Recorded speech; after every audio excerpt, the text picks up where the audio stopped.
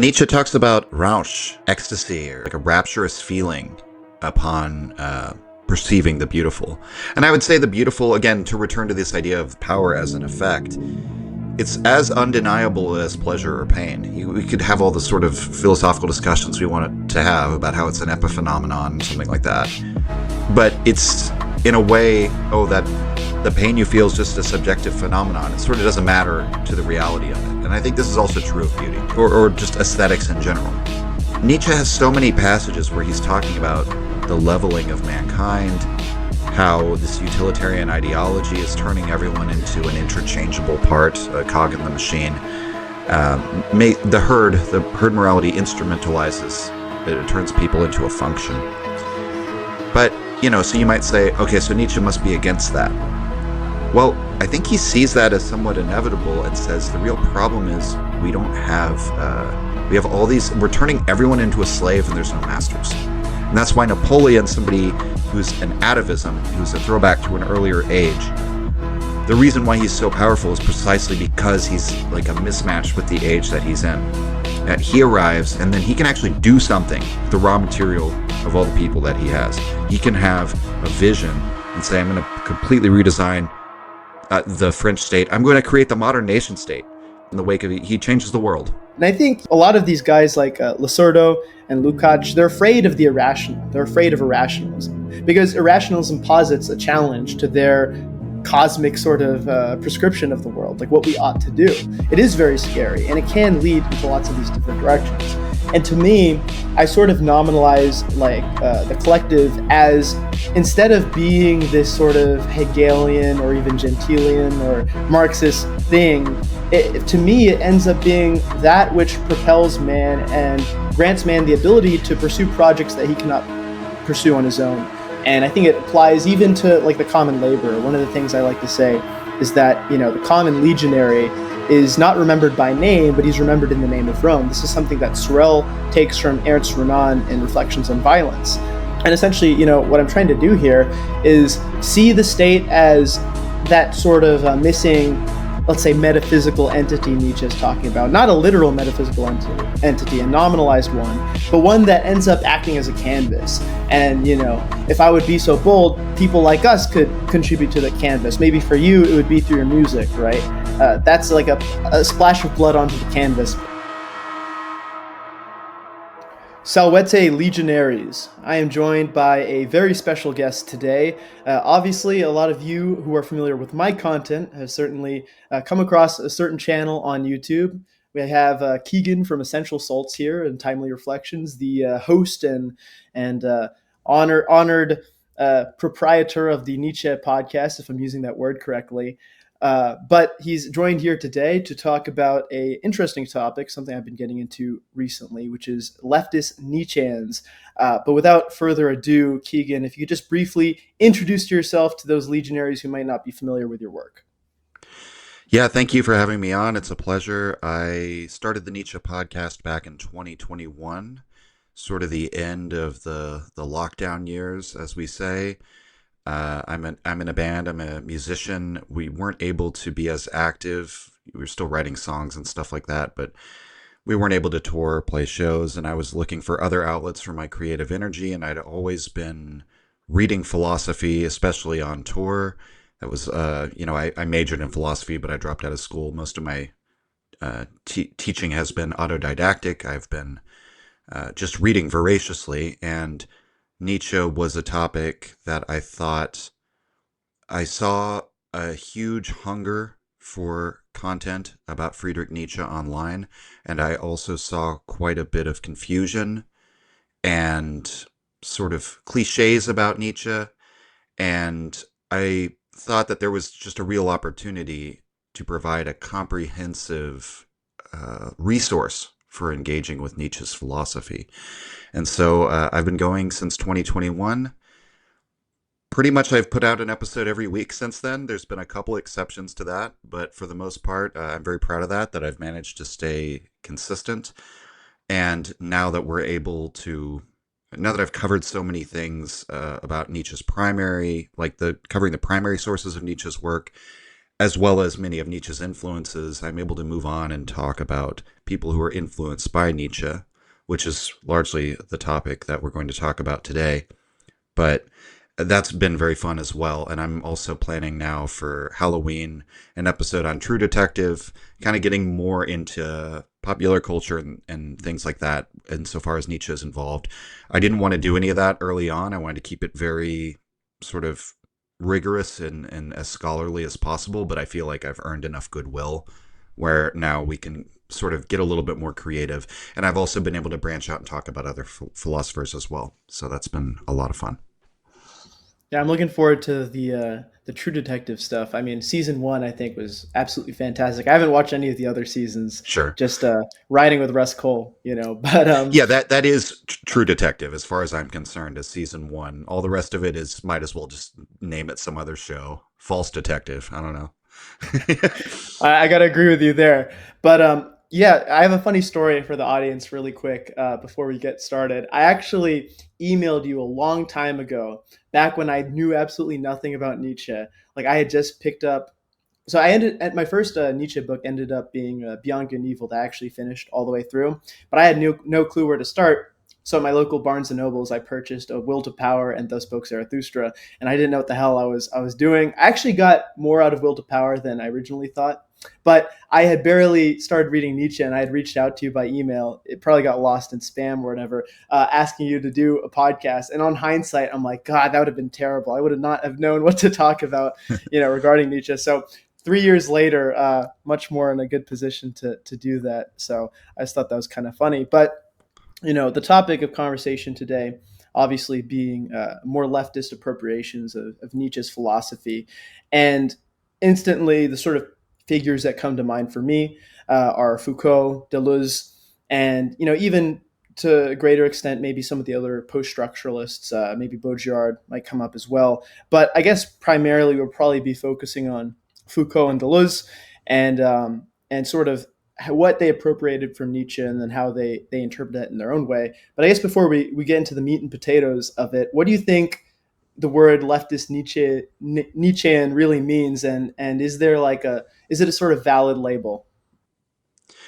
That's a very difficult question to answer because if you look at the reception of Nietzsche, you could kind of break it down in a number of ways, right? So on the one hand, there's all the liberal, and I mean liberal, big L liberal, within the liberal ideology, modernism, democracy, capitalism, and so on.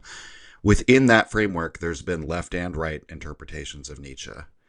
And then there's also been the illiberal left and the illiberal right have also had their interpretations of Nietzsche. And for every one of those interpretations, you can pretty much find a positive and a negative reading.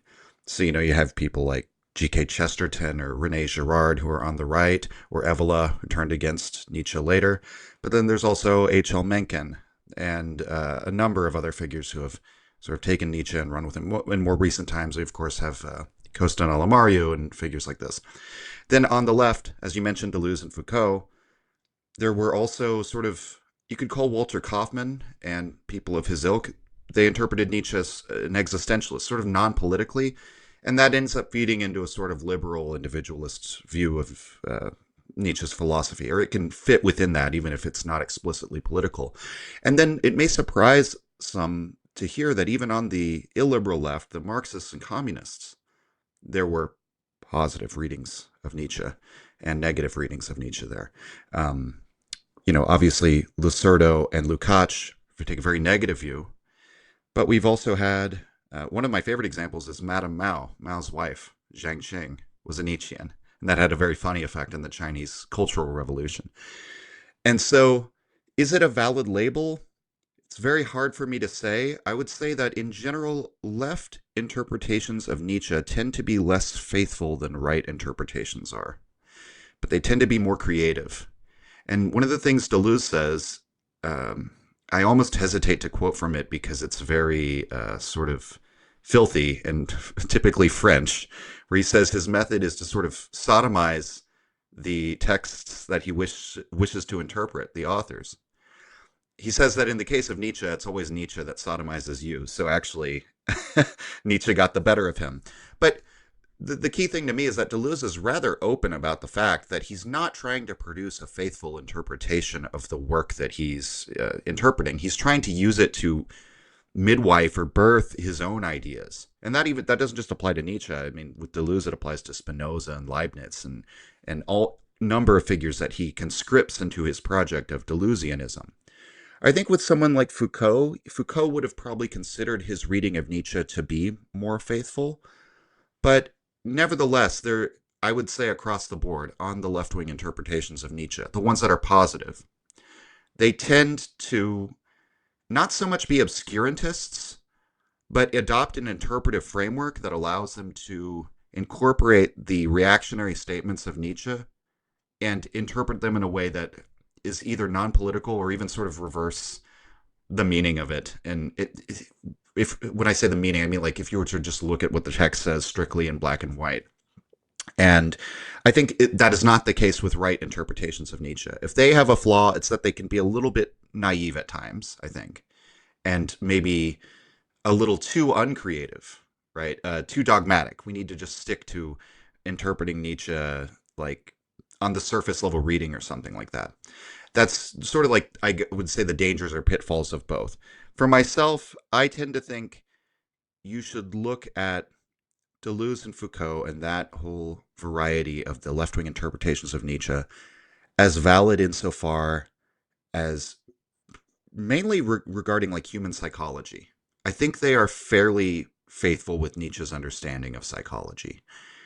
It's when they conscript him into their political project, I think it becomes almost a conscious misappropriation, for lack of a better word. And so it puts me in a funny position because I've talked to some left Nietzscheans, modern day left Nietzscheans like Devin Gorey, who's very, very pro Nietzsche. And then there's also Daniel Tutt, who's a leftist, who's very much critical of Nietzsche. And I think I would say that Daniel Tutt's interpretation is far more honest in many ways. That he's a left winger who says this guy is technically an enemy, but I kind of like Devin a lot more.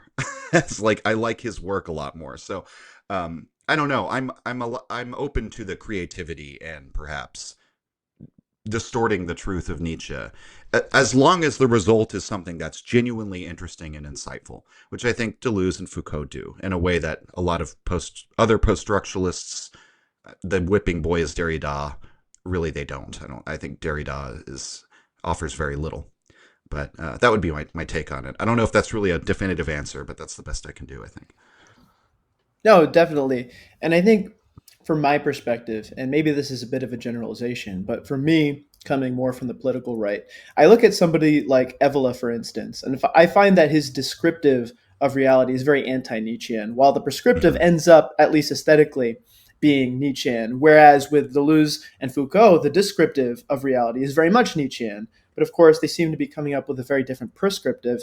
And I think, one thing I'd like to bring up first, and I'm a little bit more well versed in Deleuze than Foucault, so I just bring up Anti-Oedipus really quick.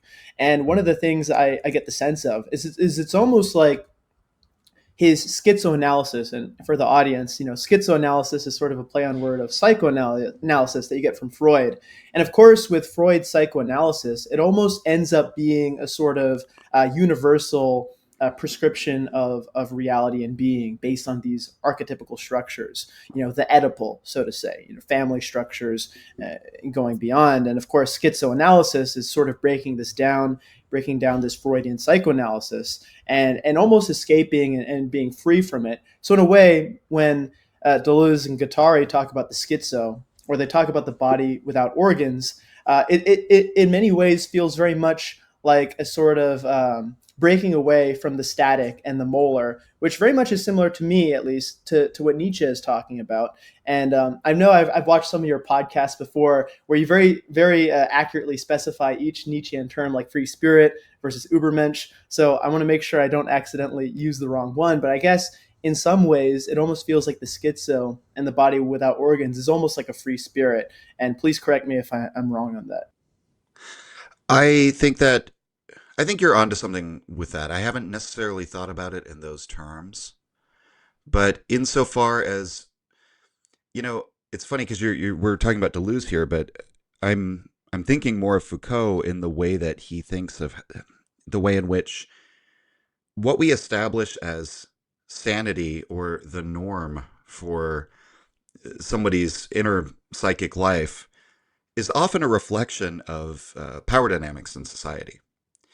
And, Foucault has his long exegesis of the history of how we have treated mental illness in society, madness in civilization. And it is rather obvious when you read that text that the way the Middle Ages treats mental illness is a reflection of the values and like sort of the established values and the roles and the morality of the Middle Ages. And the Age of Reason of the 16th century, you see a shift in how mental illness is treated that reflects, again, the change in values in society. And so if you take that all the way up to the modern day, many people, I think, would say we've advanced to this point where, what would you say? We're not treating people with electroshock therapy anymore. We're not locking them away in straitjackets anymore. We have psychoanalysis. We have more humane and progressive ways of sort of dealing with mental illness and things like this. And what Foucault would say is, you're again just reifying and imposing the values of society upon them through their psychotherapy. And I think when Foucault was writing that, it might have seemed a little more far-fetched than it does today, where we're all familiar with therapy speak and the way that this is almost like a reflection of the you might say, I think I find it to be very similar to like public relations speak in many respects. That there's a real sort of business or industrial element to therapy speak. The sort of the care with which you have to use each of your words so as not to invalidate someone's feelings or something of this nature. And so to bring that back to, say, the Oedipus complex, the obvious, what would you say, the obvious response to the Oedipus complex from the Deleuzian standpoint is essentially that Freud's view of the family and the way in which these familial sort of like the traces of our upbringing in the familial, the way that he codifies them and reifies them into this Oedipus complex or Electra complex, if you're female or whatever, are a reflection of the power structures and the dominant values of the time in Vienna at the turn of the century. And it is funny, you can look at sort of the history of Freud. I don't know if you've seen any of Professor Jiang's videos. Only the Uberboyo one recently. I haven't seen any Oh, of the old yeah. ones. He does some great stuff, but I actually didn't know this until watching one of his lectures, that Freud in his early days was much more sort of amenable to believing, like, so for example, women would become hysterical, so he'd be treating them, he would say, I'm going to use the talking cure. Why is it that you're hysterical? We don't really use that term now, but like becoming like overly excitable and like didn't want to be touched by men and all of these things. He would find that there was a history of molestation in their background. And then when we looked to what was going on in Vienna at the time, it was actually incredibly, incredibly common that there were a lot of these molestation incidents. But Freud, who's paying the bills at the psychotherapy office, right? Usually it's the girl's father, usually the one who might have molested her. And so then Freud comes up with this idea that, oh, you have a complex based on the fact that you had a sexual desire for your father and he was actually innocent. And when he was caressing you as a child and taking care of you, you were projecting your sexual urges onto him. And so it's very interesting when we look at Freud's whole model is based on this idea of like children sexually desiring their parents, which is a very odd thing to think. It is, I think there is some merit to it when it gets to do his work in like Totem and Taboo, looking at like potentially that there might be some ancient primordial trace memories within the human race of like men who had to band together to kill like a tyrannical father figure. So there might be like some basis to that. But in general, I think it is quite feasible to say that Freud's theories in the Oedipus complex are a reflection of the power dynamics in society at that time and are kind of like a glossing over of it. Oh, there's not like really this epidemic of molestation. It's just that children have like a natural sexual desire towards their parents, or it might be unconscious or suppressed or something like that. And that's something that they're going to have to deal with throughout their whole lives. And we already know that Freud was kind of a dishonest actor in some ways. I mean, I've often brought up how he tried to cover up his Nietzschean influence of where he got many of his ideas, because he wanted it to seem as though, the famous phrase is, the next century shall be mine. The 1900s are going to be the era of Freudianism. So in any case, Anti-Oedipus is an attempt to completely challenge that entire model and to completely challenge the entire, what would we say, privileging of sanity that exists under our current regime. And schizo-analysis is also very much related to the rhizome. I think one of the powers of it is that rhizomatic thinking, for those who don't know about Deleuze, is thinking without a center. The rhizome is an organism that, it's best to get this across by comparing it to like arboreal growth, where you have like one trunk and then things branch off of it. And Deleuze would basically say pretty much well, maybe not every, but so many of the past philosophical thinkers have thought in this manner. And this would apply to the beginnings of psychoanalysis as well. And what Deleuze attempts to do is think more like a rhizome, where the rhizome has no determined center. The center is constantly moving as the organism grows and changes and develops itself. And so it can seem schizophrenic because you're constantly jumping from one center to another. But I see in Deleuze a real, just to summarize what I would think it would be his whole project, a real resistance to any kind of conformity or attempt to impose a top-down order, or any kind of pre-established, like central reality that we all have to accede to as a sort of, because he sees all of that, I think somewhat rightly, as the power structure of society imposing itself on our minds. That's my long-winded answer to that. Yeah, of course. And when you bring up Foucault, for example, and his works concerning like madness and insanity, I think one thing, I'm not sure if he brought this up directly, but was how the ancient world treated something like mental illness, where it was almost incorporated to the benefit of the society. And one of the things I had a conversation recently on my podcast was it's sort of pop culture reference, I guess. But you know how like these days when they talk about relationships, they talk about like the green flag and the red flag, where they sort of constrain a perfect relationship in these series of inputs and outputs. When in reality, when we look throughout history, many of the things that we deem beautiful or to be of any sort of substantive or artistic worth come from the irrational. They come from this almost like rhizomatic relationship with phenomena.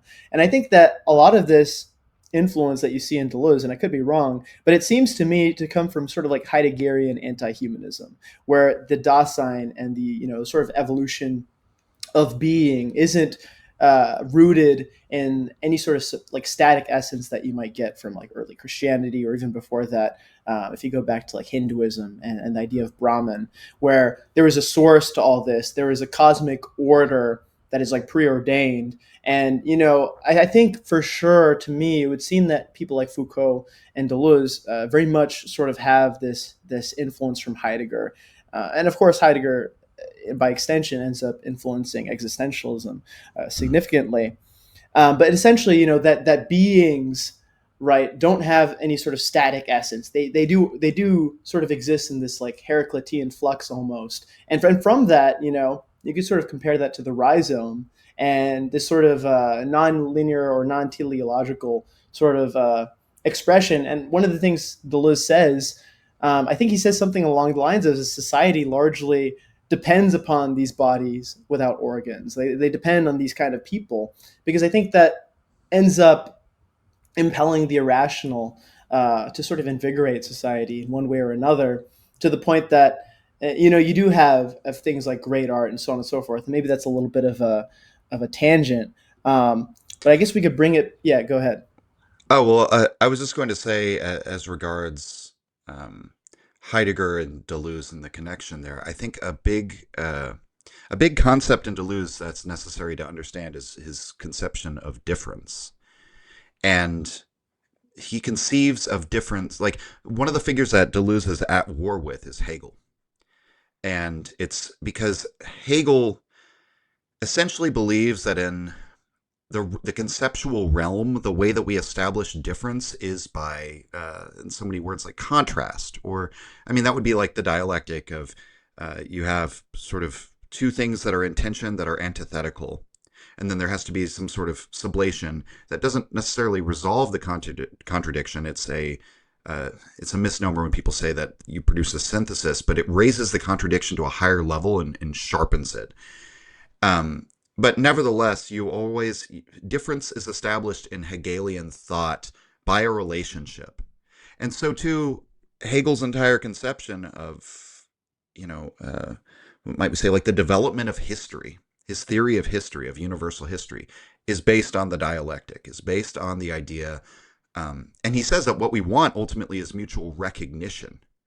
That in order for you to be seen as the strong, confident master, you have to be recognized, but not recognized by the slave. That's what's fundamentally dissatisfying about the master and slave dialectic for Hegel, because you're not being recognized by an equal. You're being recognized by like your object, basically, something like that. So you actually, to be fulfilled, need to be recognized by another being whom you also recognize to be free and self-sufficient and so on and so forth. And so we go through all these imperfect relations of masters and slaves until we reach the modern day, in which we could approach the end of history. The state at the end of history, everyone is mutually recognized and so on and so forth. Deleuze thinks that this is just complete nonsense, basically. And he has this notion of affirmative difference rather than negative difference. And what this means is different things are different. I know that sounds very, maybe perhaps obvious, but it would be a pluralistic view of reality. In the way that Nietzsche says that there are no equal things, that there are no repetitions of the same phenomenon. There are things that might appear equal or that we might like conceptually class together, but that in fact, he says at one point, the human race does not even exist. That's an abstraction. It's like a superorganism. It's sort of like a false thing. There is no human race that's striving towards freedom or mutual recognition. And indeed, one of the things that Deleuze draws on in Nietzsche to inform his differential ontology is the very fact that he recognizes something in Nietzsche that, hey, the master-slave dichotomy in Nietzsche is a direct response to Hegel. The master and slave, this is one of the best ways to get at it, the notion of difference. They're not like negatively related to one another, where in order for the master to be a master, he needs the slave. In Nietzsche's work, he says outright, the noble soul has reverence for itself. The master begins from the position of affirming who I am, self-legislating value, so on and so forth. And the slave exists. You might say that to the extent that this negative recognition happens, it's when the slave comes forward. And so the mutual recognition that Hegel wants is like the triumph of the slave, something like that. That it's not actually this sort of like equal recognition that we all proceed to. It's always the triumph of one over the other. In Nietzsche's work. And so you have like two truly different forces who are irreconcilable, and they don't come from, it's not like one is necessarily the antithesis of the other insofar, I mean, the slave does attempt to like negate the values of the master or invert them, but they both come from like a fundamentally different inner state or inner orientation, and that the master begins from this self-affirmation, whereas the slave begins from, I believe Nietzsche says, particularly the state of fear, like in his earliest work on the master and slave dichotomy, which goes all the way back to human to human. It's basically fear of the other. And so it's just, there are two different drives. So we live in a world of like a pluralism of drives that don't necessarily have to be related to each other dialectically at all. And they might interact, and they might find it, as part of like their power relationship, it might become useful or advantageous to invert the values of the other as part of an attack on them or something like that. But that just fundamentally, they're just different things. And again, this sounds so, I think, obvious to many people who haven't had their minds poisoned by metaphysics and philosophy. But it was like a really, I think, important challenge to Hegel, who still to this day is like sort of just in the oxygen of metaphysics, of the way that people think that conceptual relationships are established and things like this. And so to go back to your question, with Heidegger. I'm trying to remember exactly what the question was regarding Sort Heidegger. of like Heidegger's influence on, because it's perfect that you bring up Hegel, because I think it's almost like Hegel, obviously he's building a system that's universal and transcendent, and like you talk about, like all these differences that aren't necessarily from the same source, that aren't necessarily in connection to one another. I think Heidegger sort of introduces that through his conception of Right. Dasein. Yeah, no, there's no one essence. Right. I think that's the connection that I would see there. And yeah, Deleuze did read Heidegger. Heidegger, I think it's funny now because Heidegger's been kind of tarred and feathered of like, oh, he was a Nazi, but it can be really easy to underestimate just how profoundly influential Heidegger was on pretty much every single philosopher in the continental tradition post 20th century. They all had to deal with Heidegger, and yeah, I think that's correct. That it is he he is more ironically, even though you would say, wouldn't he create like a far right metaphysics or whatever? Heidegger's metaphysics very much lends itself to a differential ontology, to a sort of postmodern view of the world in which nothing is pre established, in which everything is referred, all of our claims about being are referred back to, again, Dasein, being here. And you even have figures now like, say, Dugin, where he talks about how there could be a different Dasein based on like what civilization you're from. I know some Heideggerians take issue with that, but I can see the through line at least logically of how he's arriving at that kind of orientation.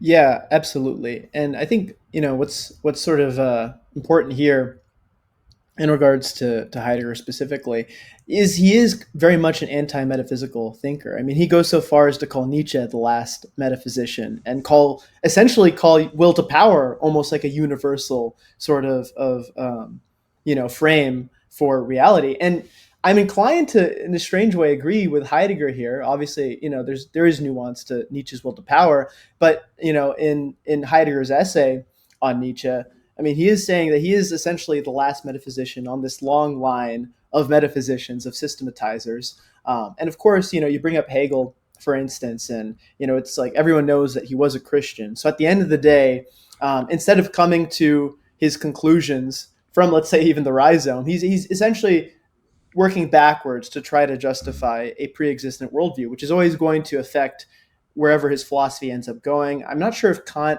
was a Christian, but I could certainly see if he was, based on his philosophy. I'm not sure if you know. Well, you remember what Nietzsche said about Kant's joke? He says No, I that don't. Kant proved the Christian and the conventional morality and metaphysics, that the metaphysics that's believed in by the common people, but he did so in a way that they can't possibly comprehend. That was Kant's joke, and that basically, it turns out everything that the people believe is correct. Here is a giant tome this thick to prove it, right? And so it's That's kind it's of beside the point in a way. It seems like he did believe in at least I tend to believe that Kant was probably in like the deist persuasion, even if he wouldn't have presented himself that way. Like there were many intellectuals in the 1700s, including the founding fathers of America, who tended to think in those terms. That's sort of they're like extracting the morals and the metaphysical sort of meat of their religion while thinking of themselves as like above the the common practice of it. Yeah, it's funny that you mentioned that. I remember a long time ago, I was on a Discord server, and there was this Christian guy who I think he had like a picture of Julius Caesar as his PFP. And I was asking him like, "Why do you have Caesar as your PFP?" And we started talking, and he's like, "I just read the Bible." I'm like, "You should read Kant. I think you'd like him." Right. And he's like, "No, I just read the Bible." And that's kind of demonstrating what we're talking about here. But I think what's sort of prescient from what we're talking about on this particular topic and how it applies to the larger conversation is ultimately universal thinking, systematic thinking on both the right and the left. Because if you look at Marxism, for instance, and you mentioned, for example, Lasordo and Lukács, and sort of how their framing of this issue would be in opposition to Deleuze, Guattari, Foucault, all these guys. It's because with rhizomatic thinking, which essentially sort of leads to, I would say, a nominalization right? Hmm. I think whenever you end up with existential philosophy, it is a nominalization. And through nominalizing, there is no teleological ends that we need to reach. Of course, through Marxist philosophy, largely being based on, Hegelian philosophy, you do have a good that you can lead to. And I think it's Zizek who actually said, I don't know if it was Zizek actually. I know somebody basically called Deleuze like a crypto fascist or something Hmm. because, through this sort of fluxed view of reality, you could nominalize it in any sort of direction. And maybe ironically, this is where I'm coming from on the right and saying I actually do really like Anti-Oedipus. I do like the things Hmm. Foucault and Deleuze are talking about. The difference now, granted, I am in no way a traditionalist, right? I'm in no way like Evola, but there's certain aesthetic parallels. But I've come to that conclusion differently than like Evola would, where he would go back to, like let's say the sort of Gnostic texts and reevaluate them for traditional mindset. One of the reasons I would consider myself on the right is because the aesthetic and the prescriptive that I come to the sort of conclusion of from a similar descriptive as all these leftist Nietzscheans, let's say.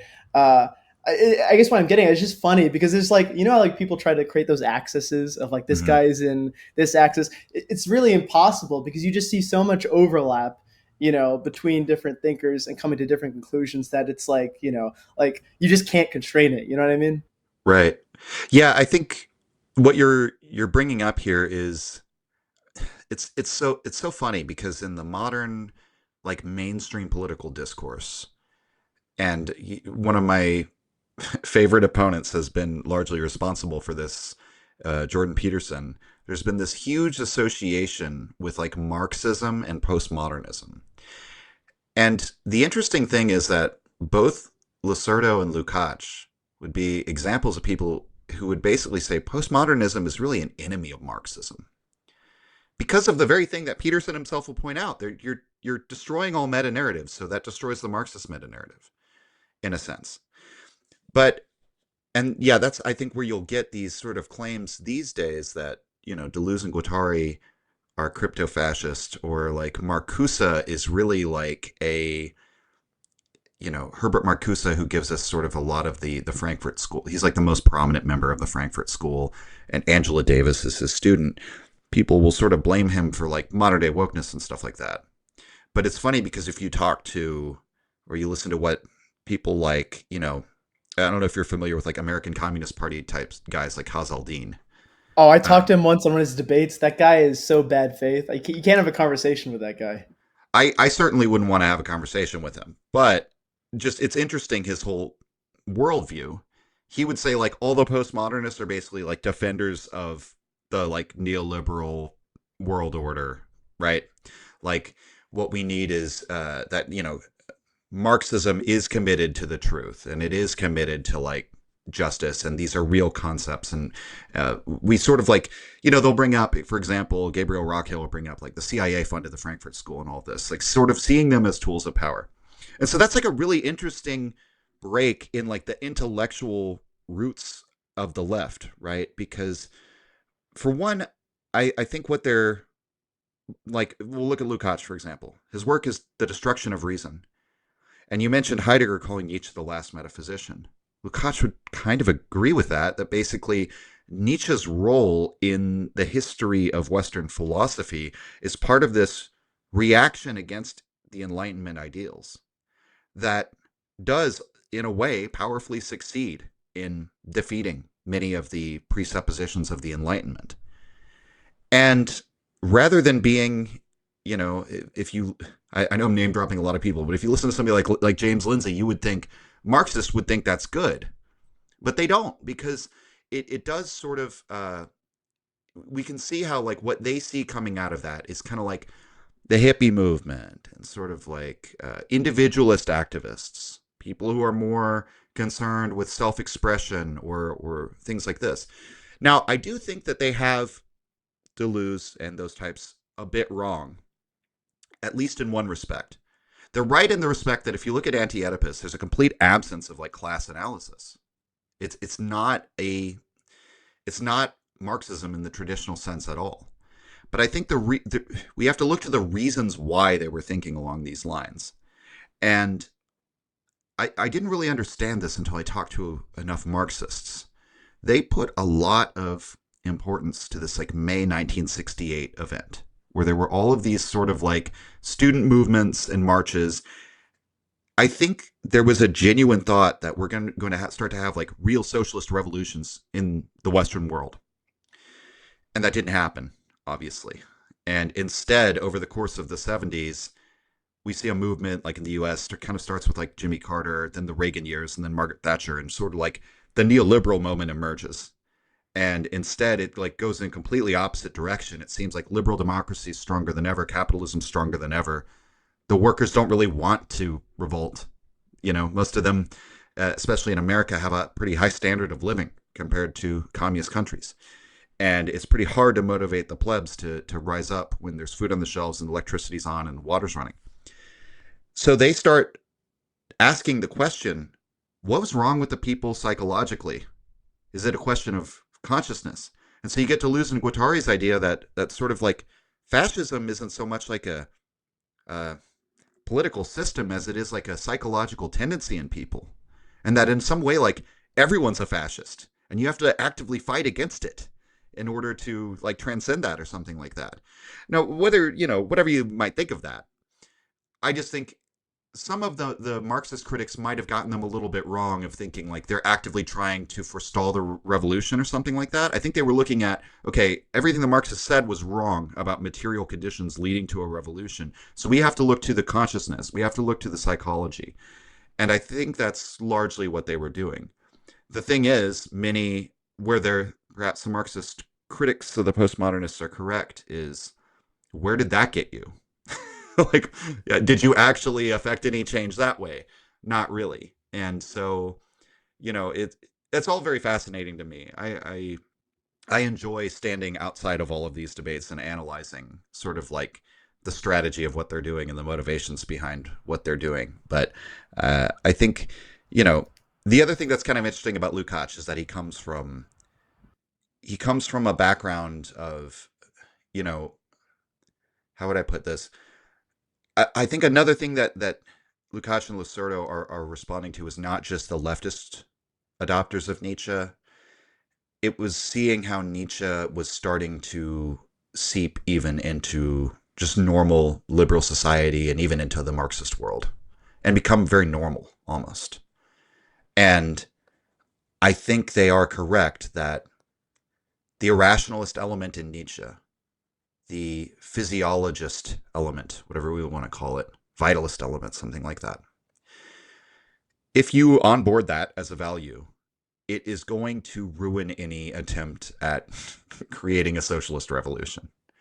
It simply will not. If you come away from reading Zarathustra and you internalize it, men are not equal.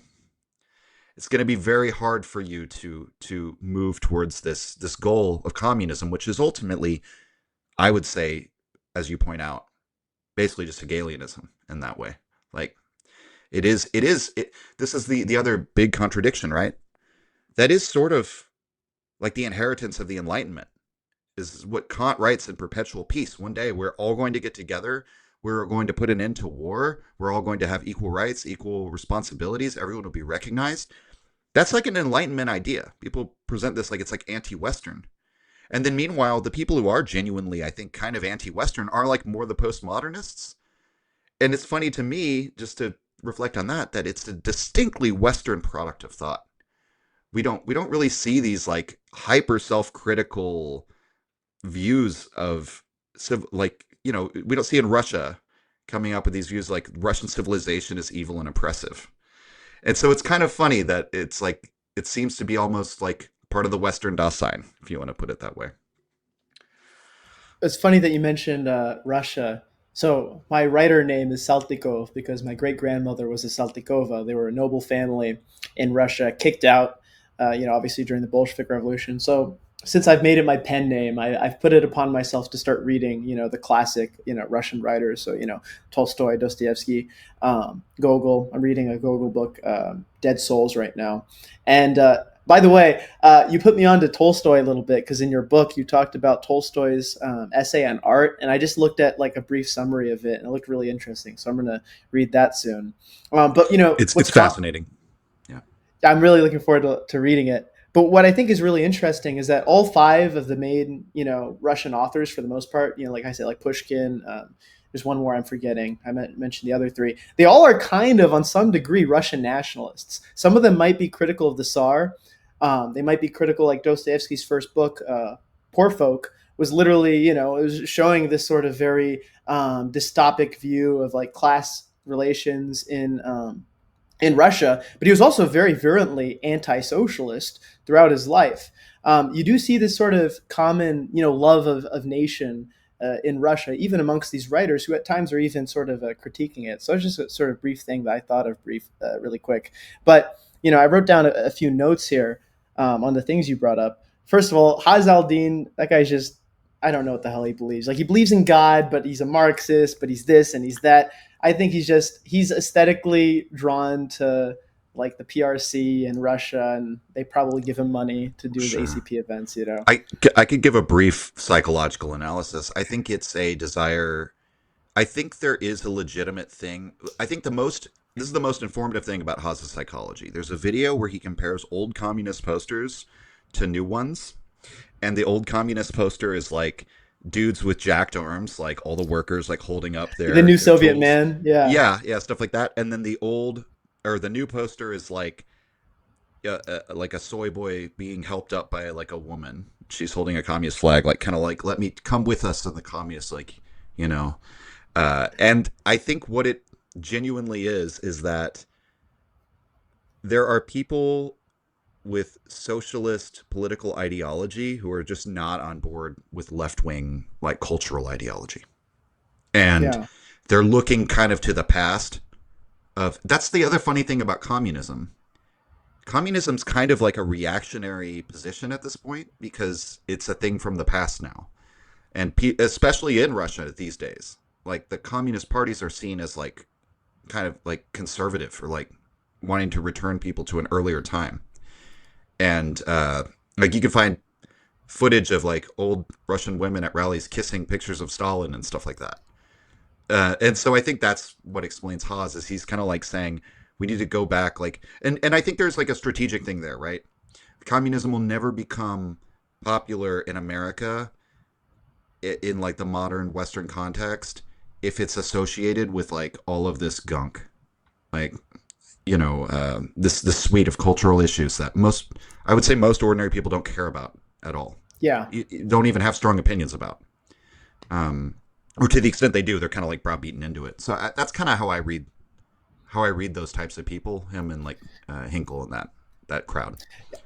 Yeah, I really see him more as like, ironically, a national Bolshevist because his ideas are very similar to Dugin in a lot of ways, and Dugin was also very anti-communist. I mean, he was screaming "fuck the USSR," at a campfire playing the guitar. Early Dugin, by the way, I'm not a huge fan of his works, but him and as a character, if you actually read his early life, it was fascinating. That's sort of Hmm. like dissident literary circles he was part of in Russia at the time. I hope to speak to him one day, probably. But anyway, but the point being that I don't think Haz al-Din, like you say, he's kind of, he is reactionary in almost every way. And I think, your sort of It's psychological analysis is correct. it's a vibe over coherence. You can Yes. explain a lot of modern political figures as like through vibes. I think. Yeah, and I think that's another reason why I kind of like this schizo-analysis because in a large part the end state of like whatever political system or philosophical system, I mean, it kind of does come down to the aesthetics. And when you Hmm. do take this rhizomatic view of things as opposed to this molar origin or ontology, it really frees you to justify the prescriptive in any sort of way you want because you are nominalizing, because it is existential. So that's why a lot of times, being on the political right, I do have a lot of differences with most people on the political right because they do want to be tapped into that sort of transcendent element, or they're Hmm. right wing Hegelians and they want to be like Gentile types, right? Whereas me, it's more like, well, I don't really see any prescribed, sort of prescribed what we ought to do, but there are sort of aesthetic things that I want to bring about and bring into being, in the sort of Aristotelian artistic sense. And I know that there's certain things I'll do which will lead me to that, which I think is interesting because, my ontology ends up being a lot more like, these schizoanalysis post-structuralist guys. I just come to different prescriptive. And really quick, I just wanted to bring up a couple things I wrote down from what you were saying earlier, which I thought was really interesting. You bring up, for example, like a lot of Marxists being against like postmodernism, for instance. I see the last thing I was saying. Yeah, so like Bronze Age Pervert talks about, for instance, there's no real moral relativists today because there is almost like a moral objective that, let's say, the modern left has that is adhered to very stringently and very strictly to the point that you couldn't really see a Foucault type or a Deleuze type or a Guattari type being involved in any of these things. I mean, they'd be kicked out. And there's a lot of leftist YouTubers, for instance, that I find a lot more affinity to than some people on the right. And I'm sure they would find a lot more affinity with me than a lot of people on the left because we come from this similar sort of ungrounded approach, let's say a free approach to sort of our epistemology, if you could call it that, I guess. Like, there's this guy, I always get his first name wrong. It's something Downs. It's like Mark or Mike Oh, Downs Mikey or something Downs. like that. Mikey Downs. Theory Underground. Yeah, I just started looking at his stuff and I liked it a lot, and this is a guy who pretty much calls himself a leftist. Hopefully I get a chance to talk to him one day. But it does come from this very similar thing where, guys like BAP are probably more so on my end where, you do see things as flux, but then, your ideas end up becoming the prescriptive. And one of the things you brought, yeah. Oh, sorry. Just really quickly, I think what you're pointing to is that, for Nietzsche, he's a philosopher of will to power, but what does power mean, right? Because he denies that there are really like things in the sense of essences or something like that. I mean, power is really effects or events. And I think this kind of nominalized way of thinking that you're pointing to, it might be as simple as sort of like, okay, yeah, you have all your like traditionalism and your like metaphysical transcendence or whatever. I'm basing my politics, and I'm speaking hypothetically, right, from this angle, at what I look around and see. Like, am I in an ugly society? Is the end result an ugly thing? And ugly can mean many things here, right? Or is it a beautiful society? Could we even perceive, in the way Nietzsche talks about, directly perceive health and sickness in some sense, right? And I think that like the effect, it's not strictly consequentialism, right? Because it's not necessarily that you're acting to create a desired outcome. It's more like as organisms, we are driven towards certain states of affairs that, again, like we're going to have like a very visceral, very sensory reaction to. And so like just to, you look at like a modern day like city, there are so many aspects of it, like brutalist architecture, very functional utilitarian architecture, brand logos everywhere around you. And even somebody as like mainstream on the right wing like Tucker Carlson will say, wow, that's like horrible, kills your soul, something like that. And I think that's something like somebody like Mikey Downs and you can both perceive that and say, we don't need to like agree. I think one of the big mistakes I think people have made politically, and it's what they call like the circular firing squad or whatever. It's like, we need to agree on our ontology and then we can, form these alliances and do all these things. I think that's like a very bad form of politics. It's also completely novel. Nobody, I don't think really agreed with that. Or maybe to the extent they did, it was like religious wars of the 16th century, things like that was when we had to agree on ontology. Yeah, but, they didn't go to war at all, right? Right. But yeah. If anything, it almost seems like if you do agree on the ontology, and then it becomes all about application that leads to more wars. I mean, look at the Shias, the Sunnis, Orthodox, Catholic, whatever, Protestant Reformation. No, I agree with that. And, I just wanted to go back a little bit to some of the stuff you brought up that I wanted to briefly cover. You mentioned one of the things you get out of like Foucault, Deleuze, Guattari is that there's an inherent fascism in all of us. And I think maybe you could sort of almost frame that as their reterritorialization to some extent. Of course, I would say fascism is more nuanced than to just call it purely reterritorialization, especially if you break away from the Gentile definition of it. But certainly, in the preface, of course, to Anti-Oedipus, it's written by Foucault. And he does literally say, the fascism in this, the fascism in that, et cetera, et cetera. And I think, it's essentially the reterritorialization in this, the reterritorialization in that, something beyond a nominal attempt to assert something, but pulling back from that source, right, and applying it. I guess essentially is what I would sort of derive from that. And you mentioned, for example, workers in the West have uh, a good standard of living. So if it's just the effect of Marxism, then of course that begins to crumble. So something Evola talks about, for instance, he says, well, the worker in the United States compared to the USSR lives at a higher level. So what is the sort of where's the beef? What at that point? Right. What is the goal of Marxism to sort of arrive at? I think that's when sort of you get this Sorelian break from Marxism, Mhm. right? And you get his sort of critique of parliamentary socialism that he brings up, and his conception of the proletariat. To me, it seems more like a changing of the guard rather than the Marx's attempt to lead to the dictatorship of the proletariat. And I think you see this in his later political affiliations with Action Française, with the likes of Peugeot, who was the head of that, I believe. So there's just a lot of different, you really can't create a binary in any of this stuff, is I guess what I would sort of derive Yeah. from that.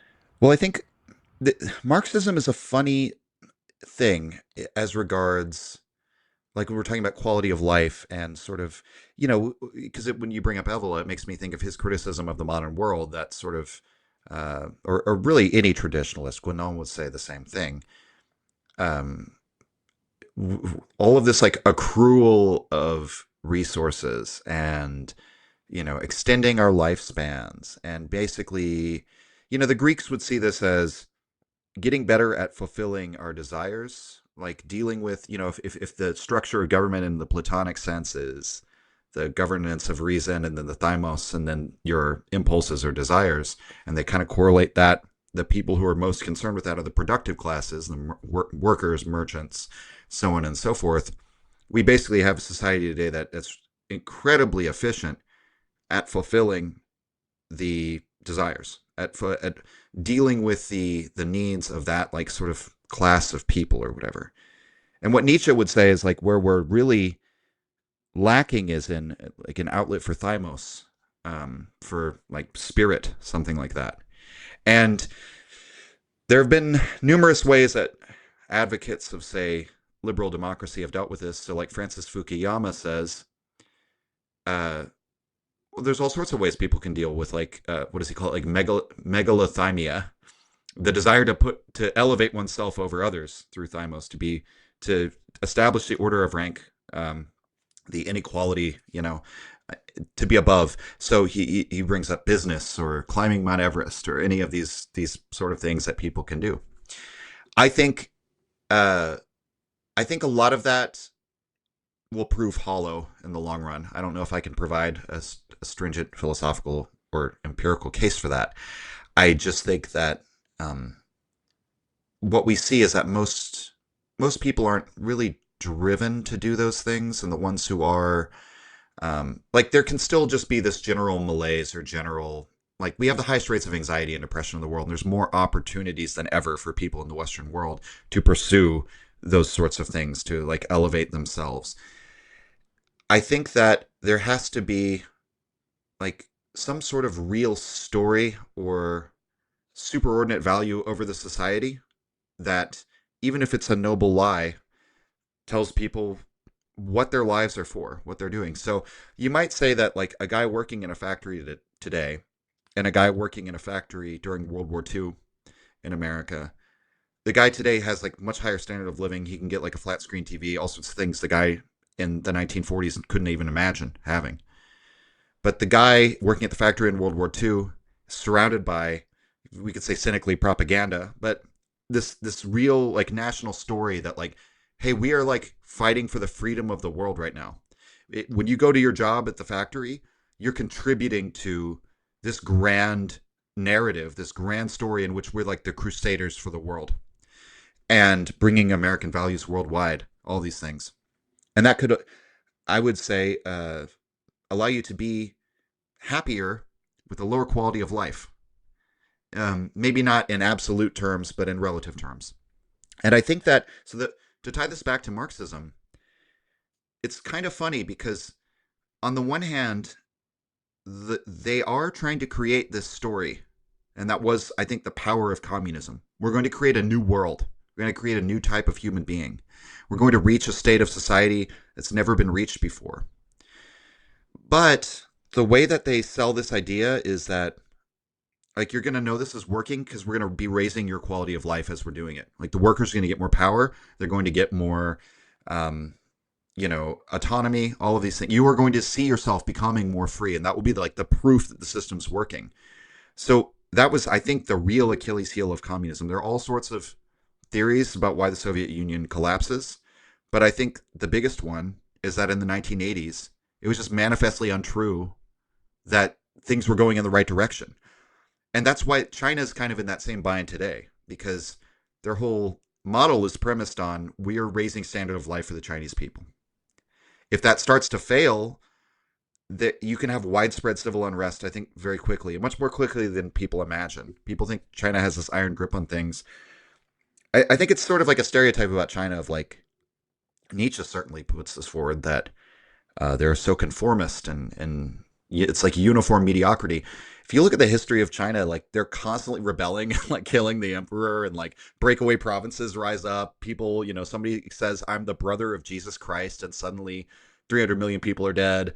The grip on power can be far more tenuous than people imagine, because they don't have that sort of, the US has like a better safety valve for legitimacy, because you can always say, like, it was the other party's fault. We'll have democracy will fix it. China doesn't really have that, and the only thing they really have. So I don't know. I guess what I'm saying is, like, Marxism, they have to play a double game of, like, yes, we have this like vision of society, but at the end of the day, I think it's been shown empirically that's all premised on their ability to deliver quality of life.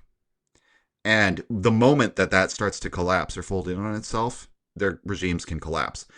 And I don't really see, so, like, I guess the broader question then philosophically, and it's a real question, maybe a question I have for you, of like this nominalized version of thought of, like, suppose that, like, enchantment of the world is really necessary to create a real political project.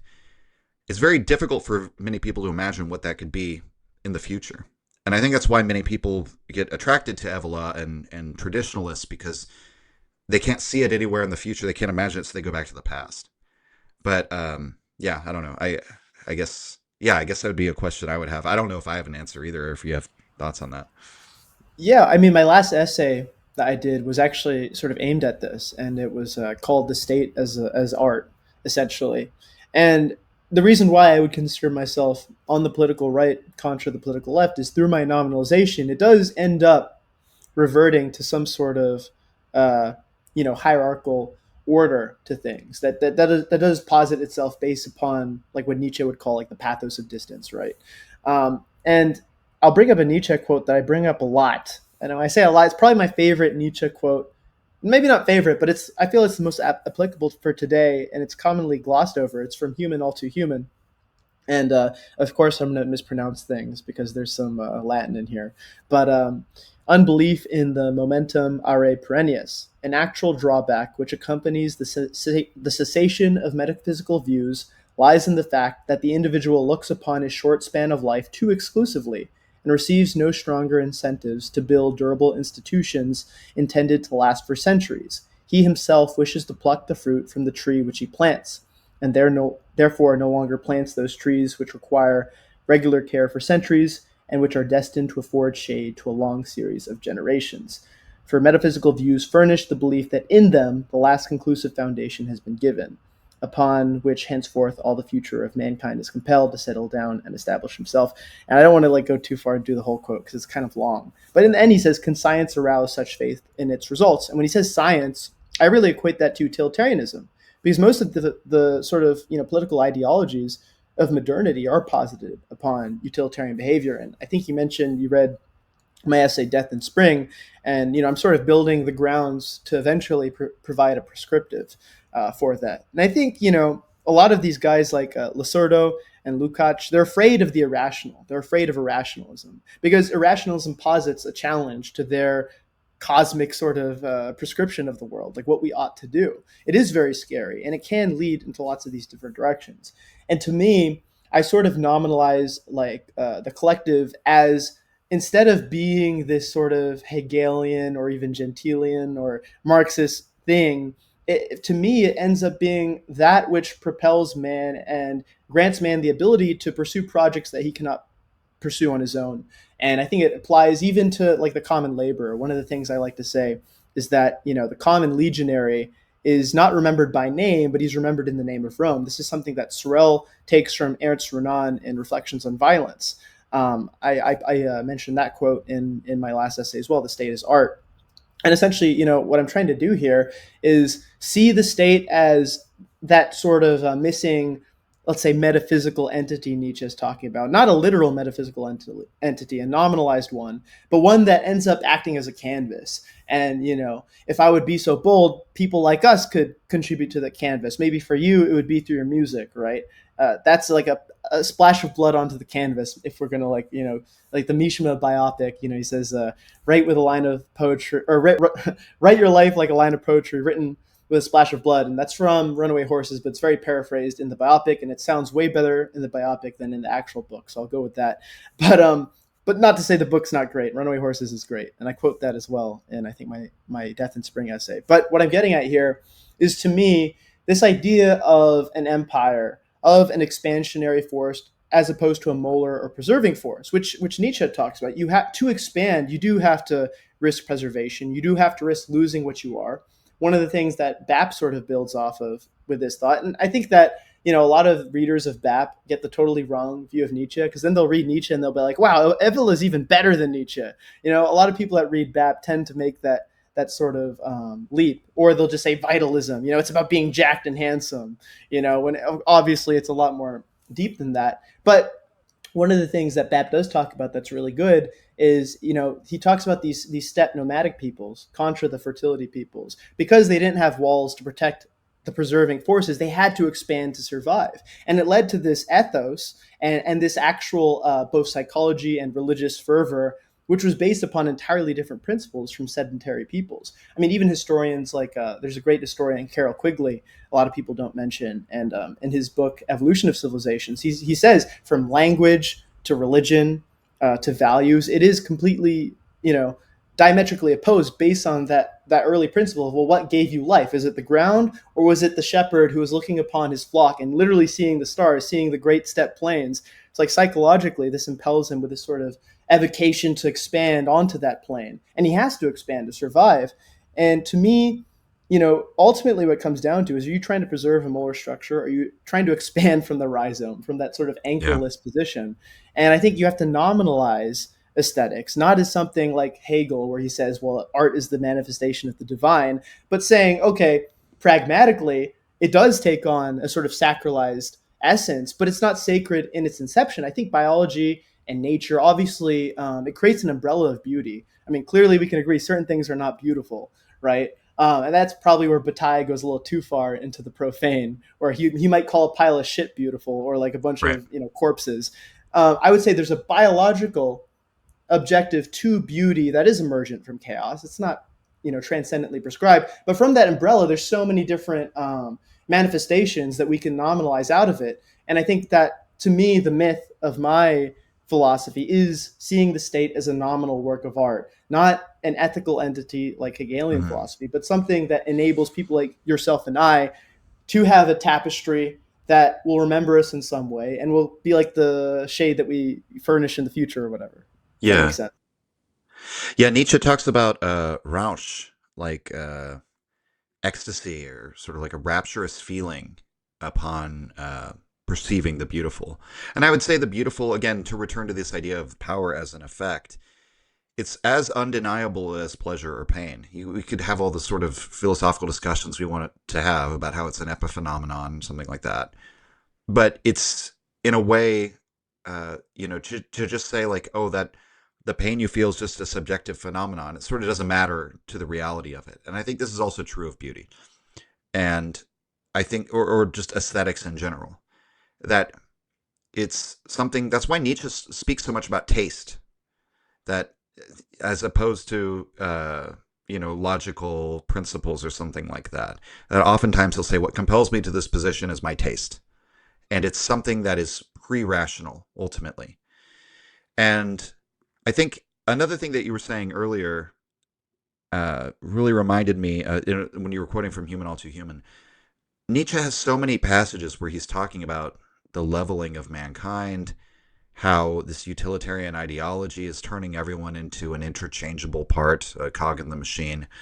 The herd morality instrumentalizes, it turns people into a function. But, so you might say, okay, so Nietzsche must be against that. Well, I think he sees that as somewhat inevitable and says the real problem is we don't have, we have all these, we're turning everyone into a slave and there's no masters.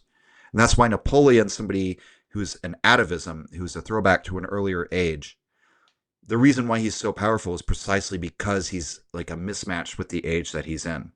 That he arrives and then he can actually do something with the raw material of all the people that he has. He can have a vision and say, I'm going to completely redesign the French state. I'm going to create the modern nation state. Probably not an intentional, conscious desire, but it's something that is left in the wake of he changes the world, right? And I think what Nietzsche worries about is the way in which, I've brought this up many times before, even the leaders of countries refer to themselves as like a public servant. Or there's that quote where Nietzsche says, he who doesn't have 2/3 of his day to himself is a slave. Well, I mean, by that metric, the president is a slave, right? He does not have 2/3 of his day to himself. He probably doesn't even have 1/10 of the day to himself. You wake up and work from, dusk till dawn, or from dawn till dusk, basically. And that's the situation that we've created that I think when your only guiding value is like capital efficiency and sort of the laws of the market and the desire to produce more and more and more, you can't have any sort of check on that. But then the problem is, what is that for? Because ultimately the fulfillment of desires, the efficient fulfillment of desires by capital, or if you were to do it through socialism, whatever the case may be, ultimately I see capitalism, socialism as sort of the same thing. Nietzsche sees socialism as like the shadow of capitalism, is the catastrophe that awaits you at the end of it, because capitalism will dissolve the distinctions in the order of rank, and eventually the workers will say, well, why do they get to have more than I? And if we're following this utilitarian framework, can't we just reappropriate wealth and so on and so forth? I would see socialism as more, I think wherever it's successful, it's like a luxury of having abundance. So if your empire is doing really well, you can do a little bit of socialism. It's not really a way to build wealth, I don't think, but it can be a way to like effectively manage the health of your society. But either way, I think fundamentally they're both utilitarian forms. It's homo economicus is what mankind is. And I think Nietzsche's big problem with that especially would be you're treating like pleasure, the fulfillment of these desires, as the ends when really pleasure should be a means. Pain should be a means. There should be, as you say, art or creativity or something behind it. And that's why he has faith it'll be, he sees a Napoleonic figure or a Caesarean figure as kind of artist, of artist of statecraft almost, something like that. There's that famous line from On the Use and Abuse of History for Life, or it's actually a line from Goethe, but Nietzsche quotes it, where he says that Goethe's talking to Eckermann, and he says, there is not just, productivity does not just take place in plays and poems, there's also a productivity of deeds, which stands a far degree higher. Napoleon was a genius, as he calls him. Basically, his canvas was the state, as you say. So it's interesting that there are these precedents for what you're bringing up in Nietzscheanism. I think it is interesting that. The other comment I want to make was on the sedentary peoples. We could also look at Ibn Khaldun, the Muslim writer from Northern Africa, who wrote about basically this exact dynamic. Sedentary tribes, Bedouins from the desert, would go and conquer these like sort of mild, or sorry, not sedentary, nomadic tribes would conquer these sort of sedentary and mild peoples living on the Mediterranean coast. And then what would happen is they would establish themselves as a new aristocracy above them. But his whole theory of history in the Muqaddimah is that these aristocracies last about 3 generations, because then their children they're not exposed to the same life in the desert. They're living in different conditions. And above all, They don't build strong social bonds because their survival doesn't depend on one another. But nevertheless, their parents are still around who did live in that situation. Then you get to like the third generation, right? They're raised by the people who were not in that condition. And he says that basically, eventually, what happens is luxury and comfort make them weak. And then what happens? Another nomadic tribe comes in. And he basically says, this is how Allah conducts the course of history with his creatures. And so I think it may be the case that we might not be able to like break out of this. Like, really, when we're talking about utilitarianism and Homo economicus, we might just be talking about the effect of living in a sedentary culture at the end of an empire, and that it might actually require some sort of breakdown of the social order so that it can be reconstituted, so there can be that kind of artistic figure that could come in and recast it. Now, that's a very scary prospect. I don't want to be blasé about that because, you read the history of the late Republic in ancient Rome and what had to happen before Augustus could take power. And it's not like there's one civil war. There's like 100 years of civil war. And it's very bad.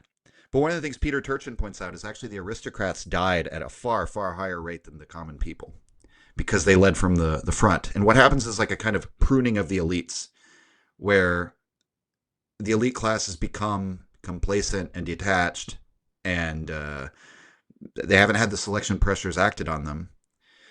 And really, that is the number one thing that you need in order to like reestablish your society, is to basically trim the fat of the elites, not so much of the common people, right?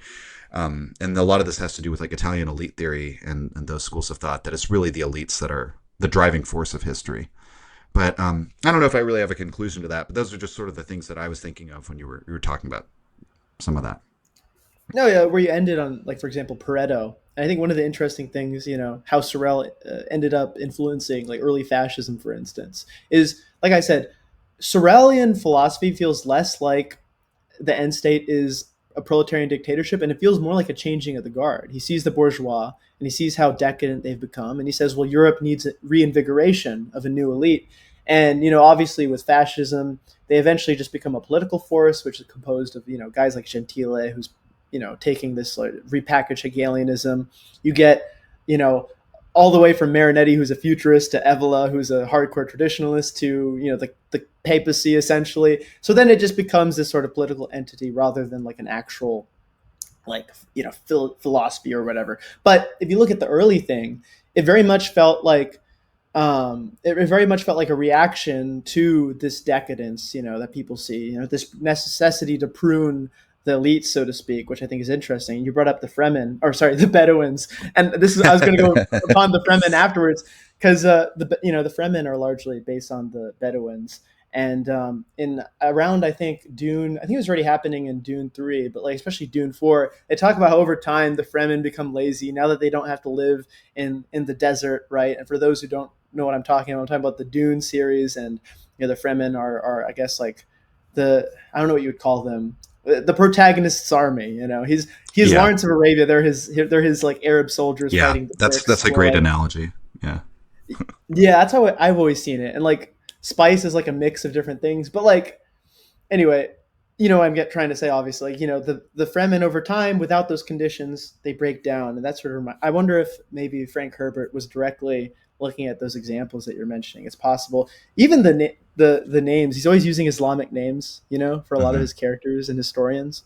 Well, and that's actually something I wanted to bring up, of why I think if I was like trying to sort of like run all the scenarios of what's the probability of who in the long run, which civilization is going to come out on top, I think honestly the Islamic civilization has a very strong chance at the moment, because they have a unifying political ideology that is still rooted in a traditionalist understanding that is incredibly, it has shown itself to be incredibly motivating, even when they're fighting completely asymmetrical warfare, and has shown itself to be able to be exported to non-Arabic contexts like Southeast Asia, Indonesia, Philippines to some extent, and has even become somewhat popular, like not popular, but it surprises me to see that anyone in the Western world is like converting to Islam. But there are some, you know, and I think it's the same reason why Rene Guénon eventually converted to Islam. He didn't feel that any of the current religious traditions in the Western world, or like you might say the religion, the secular civic religion of liberalism, could actually be enough of a unifying and motivating force to continue civilization forward. And I don't know. I don't know. I guess I'm just saying if I had to place my money on someone, I would say like 1,000 years into the future, that because it's almost like the it's like the fulfillment of monotheism in a way. Like we're gonna get rid of this messy Trinity idea, right? There's just God and you're his slave. That's all that you need to understand, right? And Yeah. sorry, I'm interested in your reaction to that. Yeah, I don't know. I mean, this is going to sound a little bit crass, but I've sort of been playing around with this term called Gooner accelerationism. And, I'm looking at like what happens to the West. And, in my book, I wrote, very imperfect book, by the way, guys. My next book's going to be a lot better, but Promethean Dreams, it sort of portrays this dystopian future where everybody lives in simulations. And it's sort of an Mm-hmm. analogy to like virtual pornography, essentially. And I call it Gooner acceleration nism because you see guys like Elon Musk are creating this like silly like AI girlfriend type thing. And what people don't realize is this isn't just going to affect the West. It's going to affect the other countries probably more so than the West Mm. because it's going to come at them like that. And you already see Saudi Arabia today or like Dubai, and they're becoming incredibly westernized. They won't even allow the Palestinian flag at the Mecca anymore. It's Mm. easier to throw up a Star of David flag than it is a Palestinian flag because they realize with the West, you increase your quality of life, you live well, etc. I don't think Islam really has as much of a sort of metaphysical legitimacy as we think it does, because its strongest, uh, you know, states, let's say, are increasingly becoming westernized and increasingly Mm. are falling to Gooner accelerationism, as I've sort of coined here. And I think this Really is where quick, Nick Land, yeah, did you hear about the North Korean soldiers fighting for Russia in Ukraine? What happened with them? yeah, yeah, they were Were watching they porn all the time or something. instantly hooked on porn? Like you take them out of the like hermit kingdom for like a day, and they're already they're on the same page. Or like that tribe. I don't know if it's a true story. It's like a tribe in Honduras, and they all started vaping and like watching porn once they got like what's that Elon Musk thing? Not Skynet. You know what I'm talking about. Oh yeah, The Starlink. Starlink. That's right. But it's going to sound bad, but I actually kind of like this Gooner accelerationism thing because it it might save like more of the more of the people in society that are going to have this sort of forward mindset. Because I think to myself, utilitarian behavior falls right into that. It gives you everything you need. The Mm. more you go away from the irrational, the more you fall into this Gooner accelerationism. And now you talk about 1,000 years from now. One of the things, obviously, Nick Land talks about is while Deleuze and Guattari see capitalism as first deterritorialization of traditional morality, traditional identity, and then reterritorialization of new identity that comes out of capitalism. Best example for that would be like Fight Club, for instance. And his IKEA nesting instinct is his identity, his job's his identity. Land says no, this is actually the ultimate hyper deterritorialization, and that Mm. eventually capitalism has this inherent unconscious death drive that is going to lead to its demise. And of course, he says the future, the post-human future, will be this sort of eldritch horror, this Cthulhu type Right. Leviathan, where we are just obsolete. Now, I'm taking that and I'm saying, well, ultimately there is no teleological end state to any of this. So it's he could be right, but I see my sort of vision, and it's very anthropocentric and naive, but I see a sort of like Blade Runner type scenario where the replicants, this post-human overman, is actually more human. It amplifies and intensifies what makes us human, because like Nietzsche pretty much disproves Darwinian evolution, not disproves it totally, but says, okay, it's not so simple. It's not survival of the fittest. We become more complex, more susceptible to death. I mean, our gestation periods are way longer than most animals. We're not the most suited for survival. we're the most suited for interacting with our environments in such a way where we can nominalize and assert beyond utility, beyond biology. Of course, I talk about this in Death and Spring, but Yeah. to me, Land says we're going to end up in an inhuman future, and I plan to talk to him about this hopefully one day. But he says there's this inhuman thing that's going to take over. That seems very teleological to me. Who's to say these artificial intelligence won't want to feel things like love, won't want to have that irrational, painful hatred, cruelty, terribleness of humanity, right? What's that thing in the gay science? He says essentially, right? Nietzsche says like what? It's like human terribleness and brilliance like walk side by side with each other. I'm paraphrasing very badly here, but the way I see it is, why can't that also be a potential future with the way that general intelligence evolves and what comes after humanity? But Gooner accelerationism is going to take out most people. I think that largely the one place where Evola was right about the future is when he said ride the tiger. We are going to end up in this situation, I think, where assuming the inhuman doesn't wipe us out, assuming we can make it to that point, it's going to be the people that can reject Gooner accelerationism and can essentially still assert their agency in such a way where you are one of those few people who is an architect of this future. And this might be very naive by me, by the way. I admit that. I'm writing an essay about this now where I said, look, this could be completely foolish and stupid, but I'm going to posit this potential, sort of path of the future. But I guess what I'm getting at with Islam is I don't think it will continue, because I think they're going to be just as susceptible, if not more susceptible. And that people who take this sort of Batilian view of things, where, you are seeking the transgressive, you are seeking this dispensation, this glory of glorious operations, right? Non-productive forces. He says, if you can't destroy, your excess energy, it will destroy you essentially. This to me, Gooner accelerationism is like hyper utilitarianism. It's hyper, you're taking, what is necessary at a base level, reproduction, sex, and it's being exacerbated and accelerated to the point where it's incredibly harmful and you have no control over it. So that's my schizo take. I've read too much D&G. My brain's fried. I'm fucked. I think that the way I understand Land's sort of like prediction, I don't know if it necessarily has to be teleological. I kind of a helpful metaphor is like a nuclear reactor, right? You have like your boron control rods in the reactor. The reactor, the critical mass, the material is capital efficiency. It's market forces, something like that. And basically, as you pull control rods are like, we might say, religion, family, guild system, national and like ethnic loyalties, sort of these things, right? Deterritorialization, basically. I think you basically see an accelerating reaction where capital gives rise to new technologies, which expands capital efficiency, which gives rise to new technologies. It is very hard for me to see how that cycle doesn't just continue to accelerate. So it is funny where people have these accelerationist ideologies, but it seems almost like I don't really know I don't know how you could oppose it or help it forward. It seems like I think that is the fundamental like inhumanity that's driving this thing, in addition to like the AI eldritch horrors that are going to be created.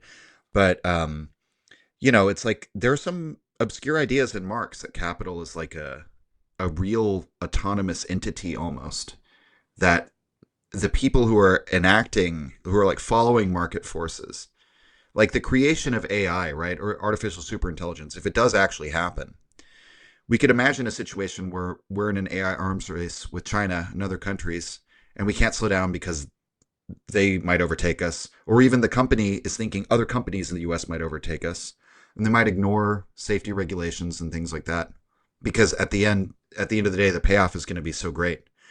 And so we can see how, like, through its own logic, without needing any human voluntarism, you could produce this artificial general intelligence that could be of great detriment to humankind. I don't know if I share your faith that it will be necessarily want to be human, but I don't know if I'm definitely not in the camp that it is a proven inevitability that this is going to happen. And I'm certainly don't believe like in hyperstition and the fact that they're like reaching back through time to create themselves. I think I get the impression with some accelerationists, I don't know if you know what Roko's basilisk is. I think they are genuinely No, intimidated by the Roko's basilisk idea, and they're like, "I better get on board now, so that the machines know that I'm like a good one." I'm Um, following now. Yeah. yeah, yeah, yeah. Um, but so yeah, I guess I would say my money was more on Islam outside of that scenario. If that scenario plays out, then human civilization may not really matter. The only other thing they have on their side, though, is that. So another thing Peter Turchin talks about is like the meta-ethnic frontier, and that like really powerful empires emerge where you have fault lines between civilizations. So he brings up like Rome. Why does Rome become like explode out of the Italian peninsula? Well, they're like the front line against the Gauls, who are completely different set of beliefs, set of languages, and basically don't see themselves like they're hostis. They're foreign, hostile people. Um, Brings up the Carolingian Empire or the Cossacks, who basically are on the frontier retaking all these khanates. And they're basically like, Cossacks are like almost like private armies, right? The settlement of Russia very much resembles American frontier in many ways, and that it was mostly like an almost anarchistic, like we have the initial 13 colonies, right? And then some Louisiana Purchase and some things. But what many people forget, they'll say like America genocided the Native Americans. Oftentimes, the U.S. government was telling the settlers, "We have made a treaty with the Indians. Please do not go. You're not allowed to settle there." And they would say, "Fuck you. There's free land here. All I have to do is fight for it." And it was like a largely anarchistically driven process. Where once settlers would come in, then the government would say, "Okay, we'll send troops to protect you because they're killing you," and sort of got dragged into it. But same thing with the Cossacks, were like a hired army that went in there and basically won an empire for themselves. So the one thing that Islam has going for it is that they're kind of in the center of the world. Like everyone wants those trade routes and those resources, and they might very well. You might be right. They might fall victim to the Gooner accelerationism thing. But if there is any draw to like, I remember Sam Harris actually made a good point about being an ISIS fighter of like, why would anyone do this? And he was sort of saying like, you know, these guys take like theology really seriously, and then they live these exciting lives of like warriors, and they get to do all these things like conquer and take things for all these things. He said you Yeah, basically get to Bap be says like, that too. yeah, he's like you basically get to be James Bond and like Aquinas combined into one, and like you basically they have that outlet still available to them, right?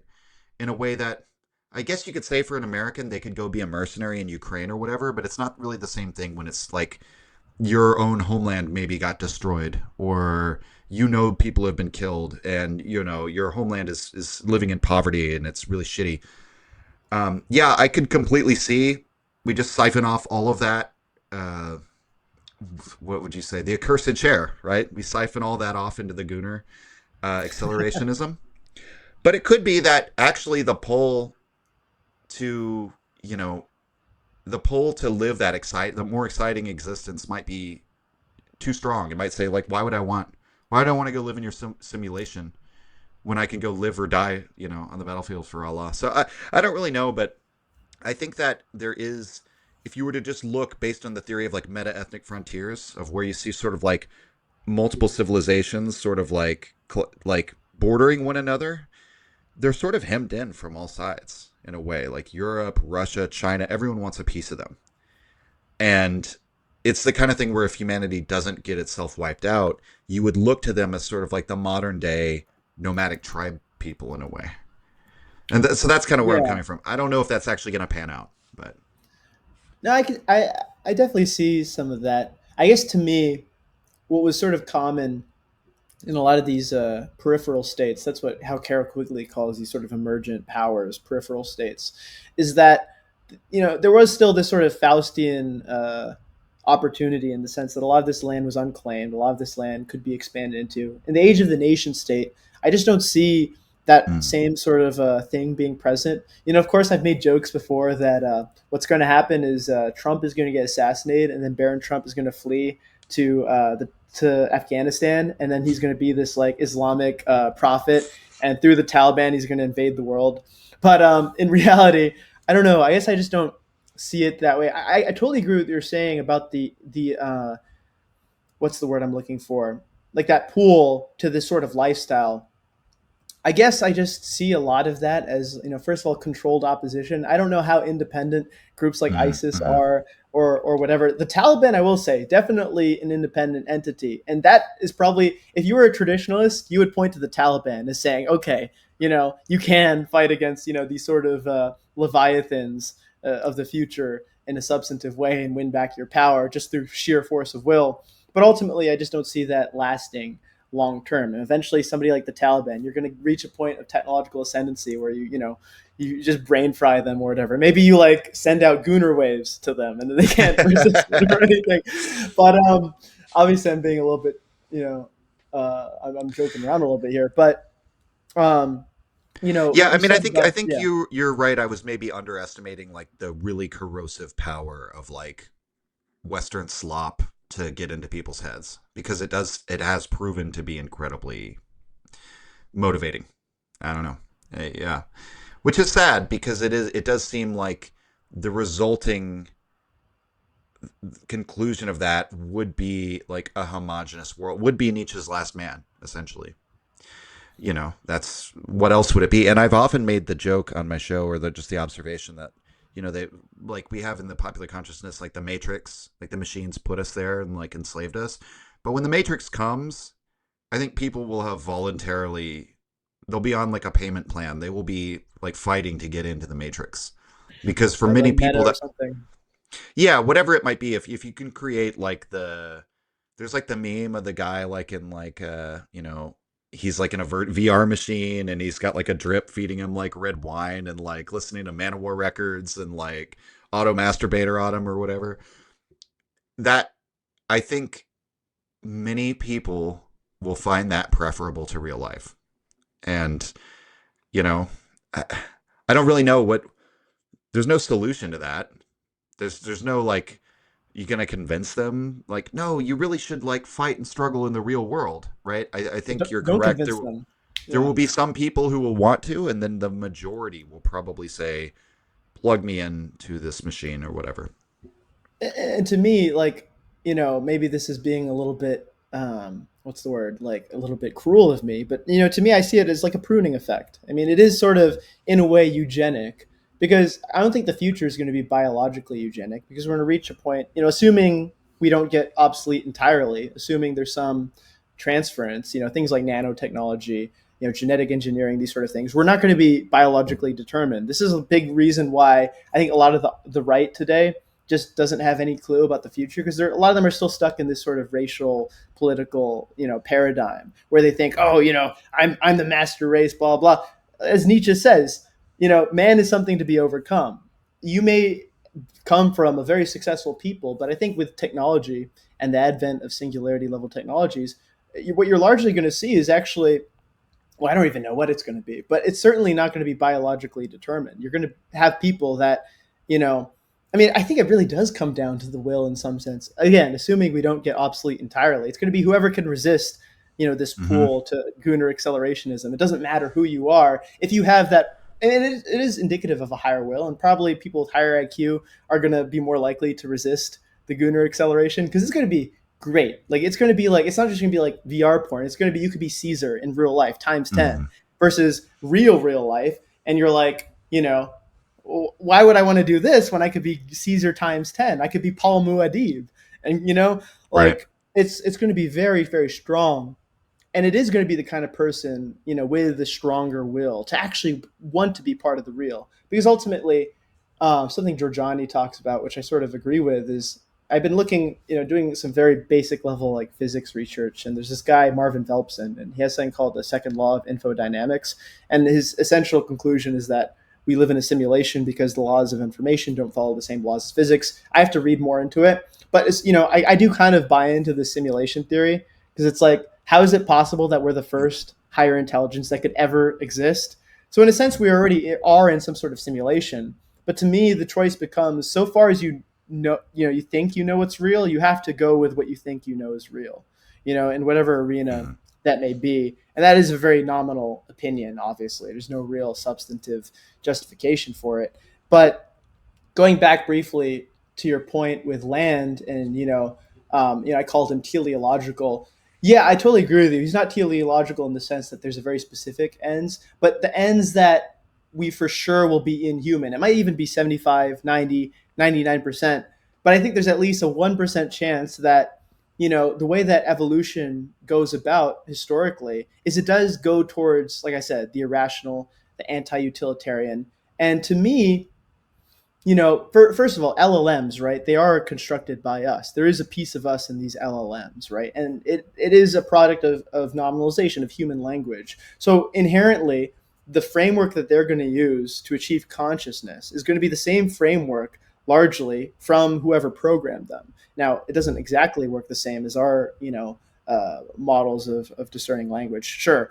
But I get the sense that if exposed to these sorts of things, I just don't see why absolutely they're going to break free of any anthropocentric sort of evolution. To me, I think there is a chance that if you can rationalize what saying like love is, why would you not want to feel it? Why would you not want to program yourself to Mm. feel love? Because we see that this sort of utilitarian drive is not what leads to evolution, because ultimately we could get into a nuclear war tomorrow, and if anybody's going to survive, it's going to be the cockroaches, and they'll Right. eat our bodies and be kings of the earth, but what does that mean, right?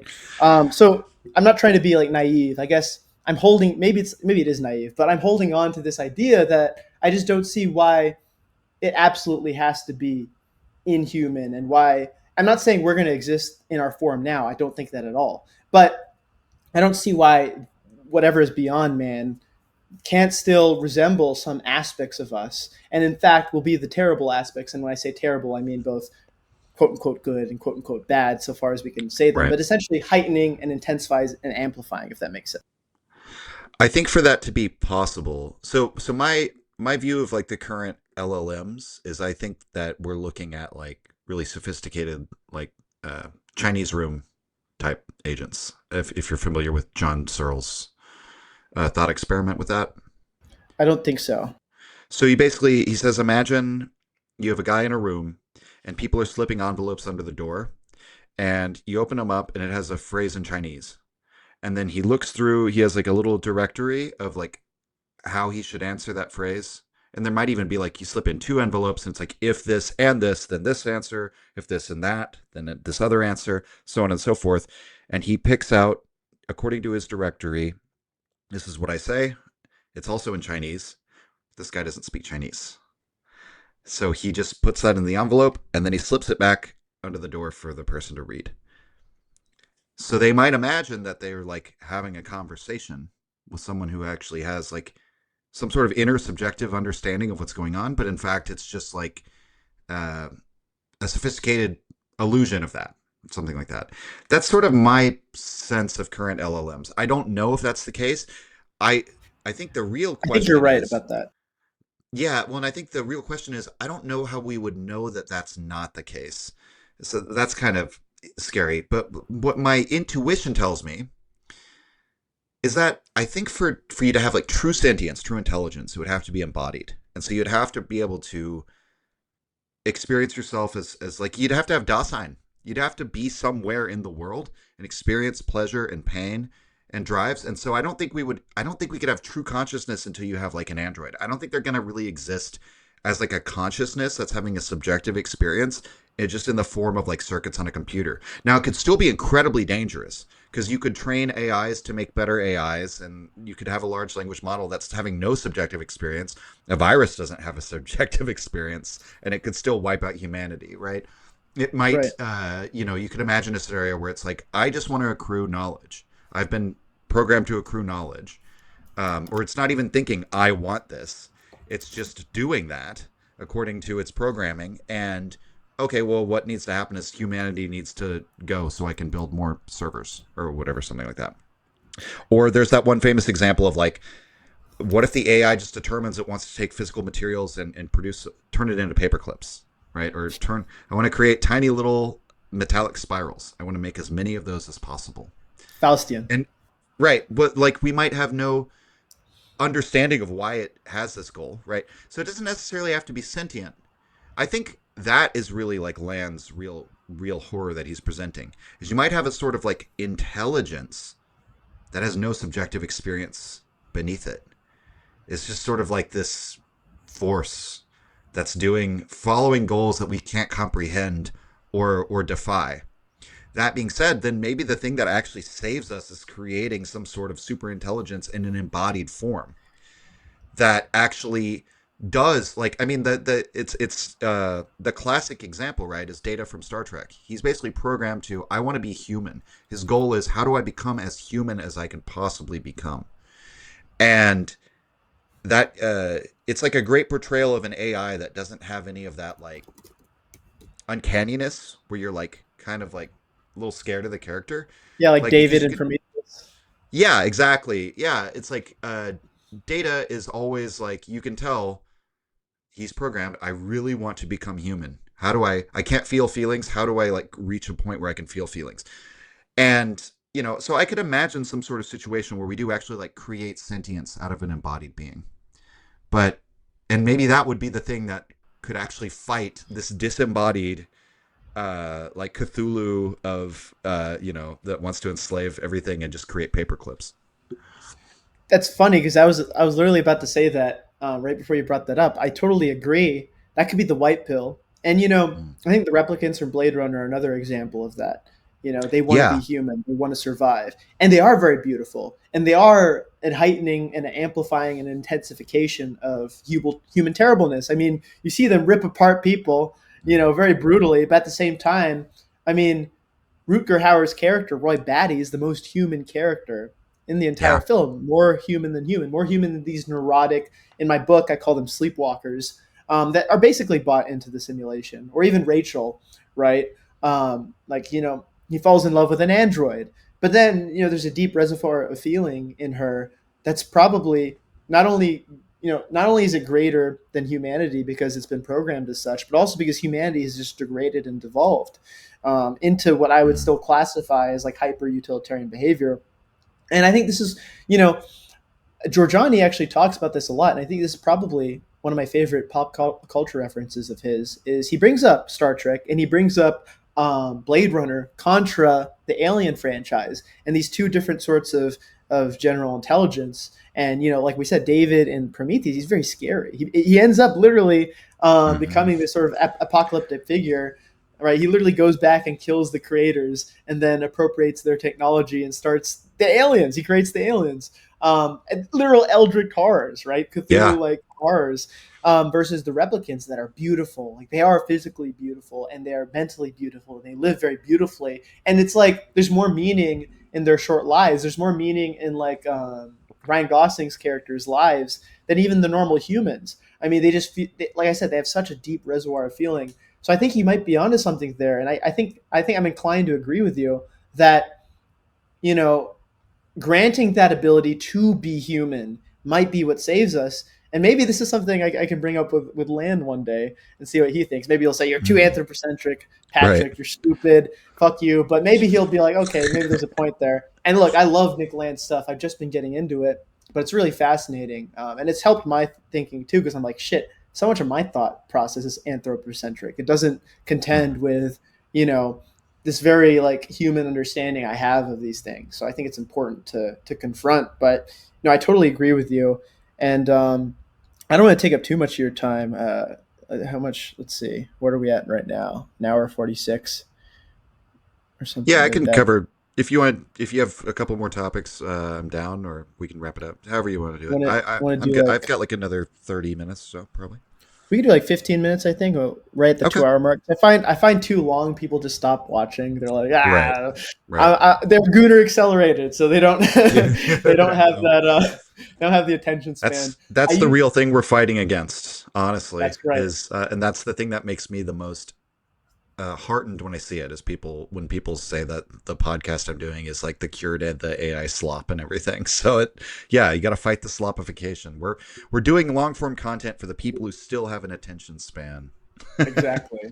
The we got to give a name for them. So we have the Gooner acceleration, the Gooners. But there's what word are we? We're like There's got to be a cool new word for us. I don't know. Well, I see. I'm trying to create Übermodernism of Ooh, basically interesting. divorcing the postmodern association with the political movement that it was a part of. and I like that. I'm trying to produce a little like kind of sub series on that through the podcast where I've done so far like Nietzsche's view of truth, and then one on Schopenhauer, The Art of Being Right, because he says some very interesting things about dialogue and sort of the worthlessness of dialogue for discovering the truth. Insofar as like maybe you can with a few friends or like with if people are actually like intellectually honest, but basically what he says is that the vast majority of the time the people you're conversing with are just trying to win the point. So that's all you can do in response. But also even going, I'm going to do one on like Confucius and the rectification of Mm. names. I'm basically like really focusing on language and like the some of the same. My starting point is the same critiques Nietzsche made on in the essay on Truth and Lies in the Non-Moral Sense, and stuff he says in The Gay Science and the Genius of the Species. Is sort of because I think that's really the most powerful thing about what the postmodernists did was challenge like these essentialized uh, categories that we think are like real. The We think like truth is a thing or a noun or the good is a you know basically going back to earlier sources who made similar critiques to that rather than associating it with when you say postmodernism people think about like Derrida. And Hmm. so I don't know, I guess I consider myself like an uber modernist is maybe what I'm I at kind now. of like that. Yeah. Yeah, but it's funny. Even guys like Dugin will. I'm gonna do my best attempt at his voice. He's be like, "The post-modernity. We are taking post-modernity and saying our moral relativism leads to our Russian moral relativism." Right, right, right, right. But even though I'm like kind of joking around here, like there's kind of some truth to that. Even he is sort of being an uber modernist. He's almost making an. I mean, realistically, he's not actually making a nominal assertion, but in some sort of way, he is kind of like nominalizing this and saying, all right, we're going to take post-modernity, which, definitely has Heideggerian roots as well. And our unique Dasein is actually rooted in tradition, but within this like post-modernity, I don't know. Right. But I kind of like that uber modernism. Yeah. Yeah, you're like saying I affirm tradition, but it's almost like not because it's true. There's that line where Nietzsche says, "Shall we believe in God not because he is true, but because he is false?" And Mm. that's like in one of his later writings. And I don't think you know some people could take that out of context and think, see, there's like a whole school of thought that Nietzsche that I think is somewhat fringe, but that I've heard from people that Nietzsche sort of started not to become like a believer in God, but to like regret his attacks on the traditional morality and metaphysics and see how it produced nihilism, and maybe he was flirting with the idea of we need to return to tradition or something like that. I don't think that's true. I think he was realizing the consequences of his beliefs insofar in a way it just kind of circles him back to the very beginning, right? It's only as an aesthetic phenomenon that life is eternally justified. Perhaps the world needs to be divinely enchanted or something like that. And for whatever reason, perhaps you don't even need it. Perhaps it is a magnificent myth in the Platonic sense. But yeah, I could totally see that kind of argument. I think a lot of people who are like pushing the Christian nationalist thing, they don't seem to me at least to be genuine Christians. Like in Yeah, I terms agree. of like I think they've seen that there needs to be some sort of like unifying identity based on an Uh-huh. idea. And so they're like, this is the idea that we can latch onto that most closely approximates like American tradition and conservatism and all these things. But they Right. don't really strike me. They don't strike me as. I mean, it's almost a contradiction in terms, right? It's Oh like yeah, Christ for all absolutely. the nations Yeah. versus nationalism. So yeah. Which is why you see a pagan resurgence in a lot of these like racial nationalist groups because I mean I would say if you're going to be a racial nationalist, at least don't be hypocritical. Like you could see, somebody's like nativist pagan thing being more in line with this. But yeah, Christian nationalism is a bit of an oxymoron, and I do find it funny sometimes. People just want to belong to something at the end of the day. Yeah. But I always find it funny. The stupidest thing I ever see, and it's so hilarious, is where people try to associate like Christianity with a certain mustache man in Mm-hmm. Germany, and they're like, he was actually a Christian, all this stuff. Like, you fucking retard. No, actually, totally not. Even Mussolini, for instance, right, was not a Christian. He was very Mm. much. I mean, he out of political expediency. This is something I talked about with Kevin Deanna, he it was political expediency that he became more openly pro-Catholic. So it's like all these like right wing groups are. I mean, I guess that's kind of where we get Nietzsche, right? Like it's not right wing at all. But I mean, honestly, right and left, who the fuck knows what it means anymore? I mean, Well, I'm you could sure I'll be say, called leftist at some point in my life. sure, I get called both, and I'm pretty cagey about what I actually think, because I actually don't have very many strong convictions when it comes to partisan, like petty politics in the current moment, Yeah. because I actually do think that most of it does not matter. Like the issues that people feel like they have to take a stand on, like every single day, like there's this issue du jour. I think most of that is nonsense. I think to the extent I am concerned with politics, it's Nietzsche's grand politics. It's like, what kind of values are going to be instilled in mankind?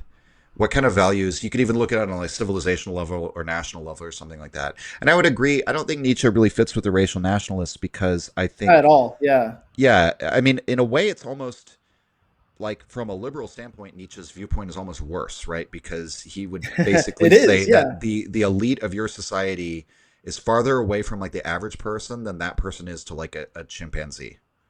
Like Yeah. they're more like the average people are just clever animals. Nothing really qualitatively differentiates them. It's only when you get these extraordinary types of people, like the artist, the saint, the philosopher, or like later in his career where he talks about Napoleonic figures, you should actually have somebody who's like the genius, right? Stands above everyone else. I mean, that's in a way like a way worse quote unquote thing to think. But on the Totally. other hand, you look at what he says. I mean, his one of his models politically is Friedrich II Hohenstaufen, who, because he's imperial, because he's not just, the Holy Roman Empire is not like, we're German and that's what we care about. They don't even have its conception of like one German people at this point. He rules over lands that are now part of modern day Germany, France, Italy, Sicily. It's Um, cosmopolitan. yeah, and he says, I'm going to have all the best, I want to bring all the best minds to my court.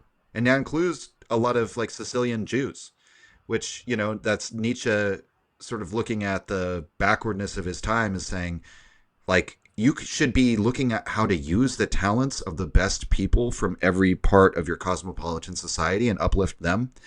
And the average people, he basically says, like, they have no culture. They're not really that different from each other. Like, who cares? Basically, he doesn't have animosity towards them, but it's not. So I do think he doesn't really match necessarily with the whole nationalist thing, or certainly not with Not at all. Yeah. populism.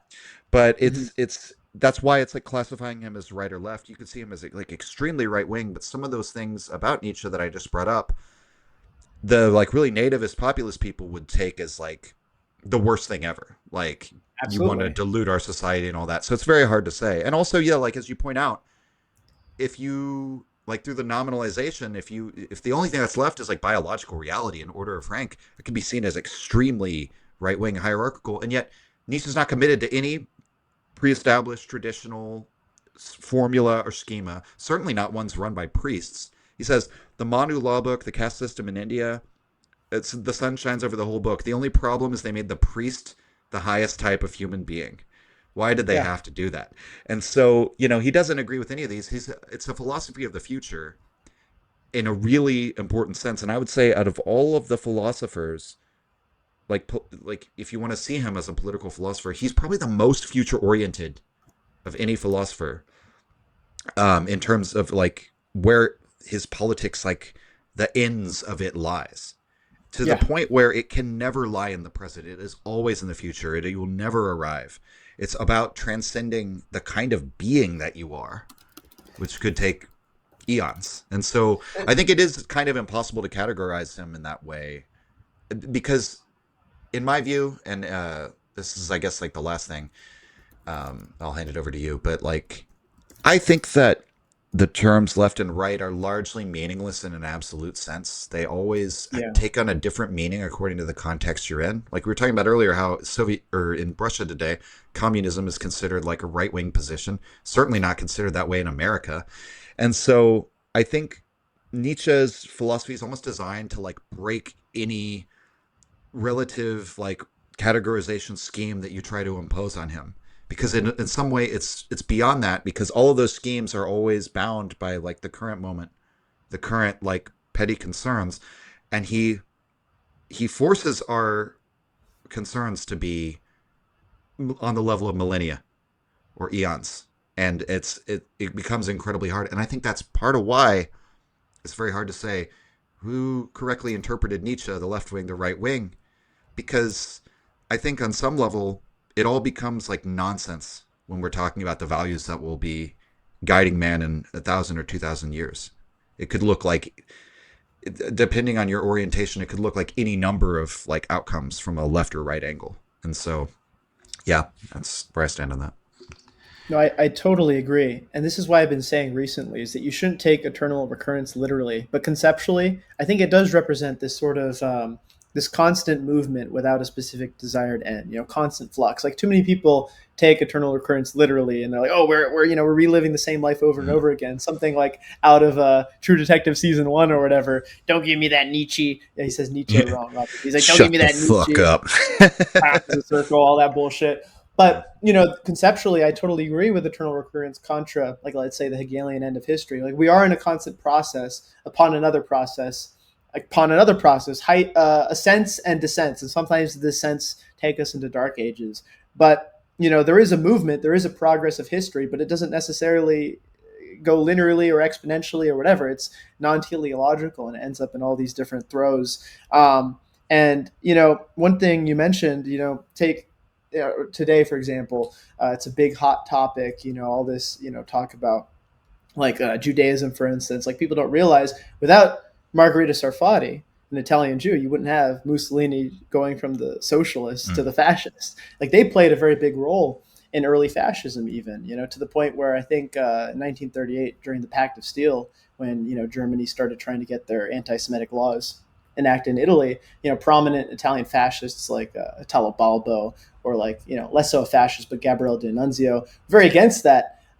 Because of this sort of, D'Annunzio, for instance, very big Nietzschean guy, he sees this like, well, what the hell are we doing? Why aren't we trying to collectively implement this sort of, the best of society? And despite the fact that I'm very much not a traditionalist, as I think everyone can discern from this, I do like Avila as like a myth in a sense, because his aesthetics are largely similar in a lot of ways. Imperium, for instance, over nation. He's very anti-nationalist. He venerates the Imperium as a collection of nations, a collection of Daseins who do contribute in different ways towards that sovereign at the top. He calls it the Ghibelline or Ghibelline figure, as a sort of throwback to the Holy Roman Emperor who rallied against the papacy and tried to put up the anti-pope. And it all goes into what I have to say with the state as art, because even regarding race, Evelyn largely is not saying, okay, here's a static conception of race. It's like, to him, race is more so a caste. It's a caste of the people who can contribute, kind of like what you mentioned, the Holy Roman Empire, the best of the French, the best of Italians, even Sicilian Jews. It is this cosmopolitan project of bringing different Daseins together, each with their unique destiny. And, I think this is like, obviously, with multipolarity, I just don't think it makes sense because there always will be a hegemon. But assuming you do have a hegemon, and assuming they have this free, not pluralist in the liberal sense, but pluralist in the sense of Daseins, and seeing that you have this tapestry at the top, which is this nominalization, which is the state or the imperium, and you have all these people flashing their colors in beautiful ways. And of course, you have to clearly determine that there is an aesthetic sense of beauty that exists. It's not just subjective, I think, and for me, I rationalize that through biology and through nature, that naturally certain things emerge that resemble hygiene, resemble health, and certain things that don't. We don't like pocked skin because it reminds us of a plague or something, or we don't like shit because the closer you get to shit, you infect your, your societies or whatever with dysentery, whatever. So we pathologize those things. So clearly there is an objective quality to beauty, but it's not, you can't, this Platonic idea that art has to serve some sort of utilitarian purpose, which I think you wrote about that a little bit in your book, or at least Socrates talking about art. It just, it's a dead end. It's very anti-Heideggerian. The whole thing with Heidegger is you let these Daseins evolve, and there's poetic synthesis beautifully of these different Daseins. And I think even with Nietzsche, he seems to be kind of offering this like pan-European imperium almost. That isn't or sorry, not Übermensch. It's not Deutschland, Über alles nationalism. It's cosmopolitan. It's all these different peoples. It's the Russian nihilism with like the French, artistry and the romanticism of the Italians and the financial powers of like, the Germans and Jews, for instance. Like it's all coming together towards this greater project. Now, I think that comes with caveats. I don't think you can have certain aspects of pluralism in that society. You do have to have some sort of collective identity, I think. And then it becomes, well, how collective do you get? How pluralistic do you get? And we don't really have to talk about that because that's on a micro scale. Right. That's political. But Well, yeah. yeah. I would just say, yeah, it's like the Socratic view is like art has to serve ethics. And the radical view of Nietzsche that I don't know of really any other philosopher who says it is that aesthetics is the ultimate justification. Everything serves that, which is really powerful. Oh, and Yeah. also when you were talking about the eternal return, I think that, yeah, within the way I square Nietzsche's far distance goal for the future with the cyclical motion of history would be that the cyclical motion of history is history as we experience it as human beings right now. But what if man himself could be changed? Then we could change the entire nature of what human history is. And there would still be cycles and things like this, still be change, still be a world of becoming. But that real change is not found from tinkering with systems. That you're not going to that we have this notion in modern times that we can dispense with the main question of classical political philosophy, which is who ought to rule, and sort of create a system where, it doesn't matter who is in the position. He's just a function. And I think so long as that is the nature of humanity, or so long as we are in our current nature, the story of humanity will continue to be the same thing. Like you can look at it for a very pessimistic Schopenhauerian sense of, he says it's always the same drama playing out over and over again, and that history, he says, you'll become disenchanted by it once you see the cycle play out a couple times because it's like seeing how a magic trick is done and then it's boring. And so you can take that view, but I think Nietzsche would say in the long term, values, they do breed new types of people. That's why he has a whole section in Will to Power, Discipline, and Breeding. And that could be in a direction where, despite all the empires that have risen and fallen since the days of Jesus, we've had this like Christianization of Europe. What if we were to have a revaluation of those values? You would still see the same sort of cycles and patterns playing out, but maybe 2,000 years after that, you would see the Dionysianization of Europe. That's based on aesthetics over ethics and all of these potential values. And even that's not the goal. That's the real secret. It's like everyone's always like, I've been asked so many times in Q&As, what does an Übermensch society look like? And it's so far beyond anything we can imagine now, because as Zarathustra says, humanity is the skin disease of the earth. What does he mean by that? Is he a misanthrope? No. We're burdened with bad conscience and guilt and ressentiment and these pathologies of consciousness. And it's almost like getting people to imagine, what would a world without resentment look like? When Nietzsche says, for man to be delivered from revenge is a bridge to my highest hope and a rainbow after long storms. So that's a bridge to my highest hope. So he's saying, this is not just an easy thing you dispense with, is the need to like repay slights to others and to be driven by this. Deleuze would say reactive relationship with other people, where you let what they do and what they say and how they perceive you determine your actions. It's almost impossible to imagine a human race that isn't like that. It's purely affirmative. It lives purely in difference. That just says, I am who I am. And I'm going to live according to how I want to live, regardless of, anything else. And if that requires fighting or conflict, so be it. It's impossible to imagine, right? That you'd have to imagine a process of so many generations and iterations of mankind to even get to that point. I'll have some slight pushback, Keegan. Actually, Go an for it. Übermensch does have an answer. It's a hothouse of choice and strange plants. I'm kidding, of course, but that is kind of the idea I get with Nietzsche, taking from, I forget what book that was in. I just remember it from my conversation with Giorgiani, because he used that quote. I forget which book that was in, but a hothouse of choice and strange plants. The Übermensch isn't this like, it's neither the new Soviet man nor is it like this sort of Aryan Superman in Nazi Germany. It is something dynamic, and it is something very much almost Heideggerian. It's an evolution of Daseins in a non-linear, non-teleological way, with difference, with unique expressions of beauty and of artistry. Some of us may end up being like Van Gogh. Some of us might become a great writer. We could be a Cormac McCarthy and write very simply without quotation marks, which is very difficult for me to read sometimes. I know. Could end up like Keegan and be part of a band. Could end up like me and attempt to be a good writer. Hopefully one day. I'm sure one day I'm going to Mishima it out. Eventually I'm going to be Mishima level. That's my ideal. I will do it. And remember, he says the plants are, I believe he says they're by no means not venomous and harmless. So that's right. Yeah. I completely agree. Well, anyway, I think we covered a lot of stuff, and I'm sure if you're, this is what I've been saying at the end of my videos now. If you've listened this far, Legionary, you will have a Roman eagle delivered by drone straight to your doorstep, unless you're in your room gooning, in which case I will send a Legionary to decapitate you in Minecraft for disobeying the orders of the Legion. Legion, never goon in the Legion. Go out and live life. Don't live life through the blue screen. Go do things. But anyway, it was a real pleasure talking to you, Keegan. Thank you so much for coming on. Any last words for the Legionary before we close things out? Senatus Populus que Romanus.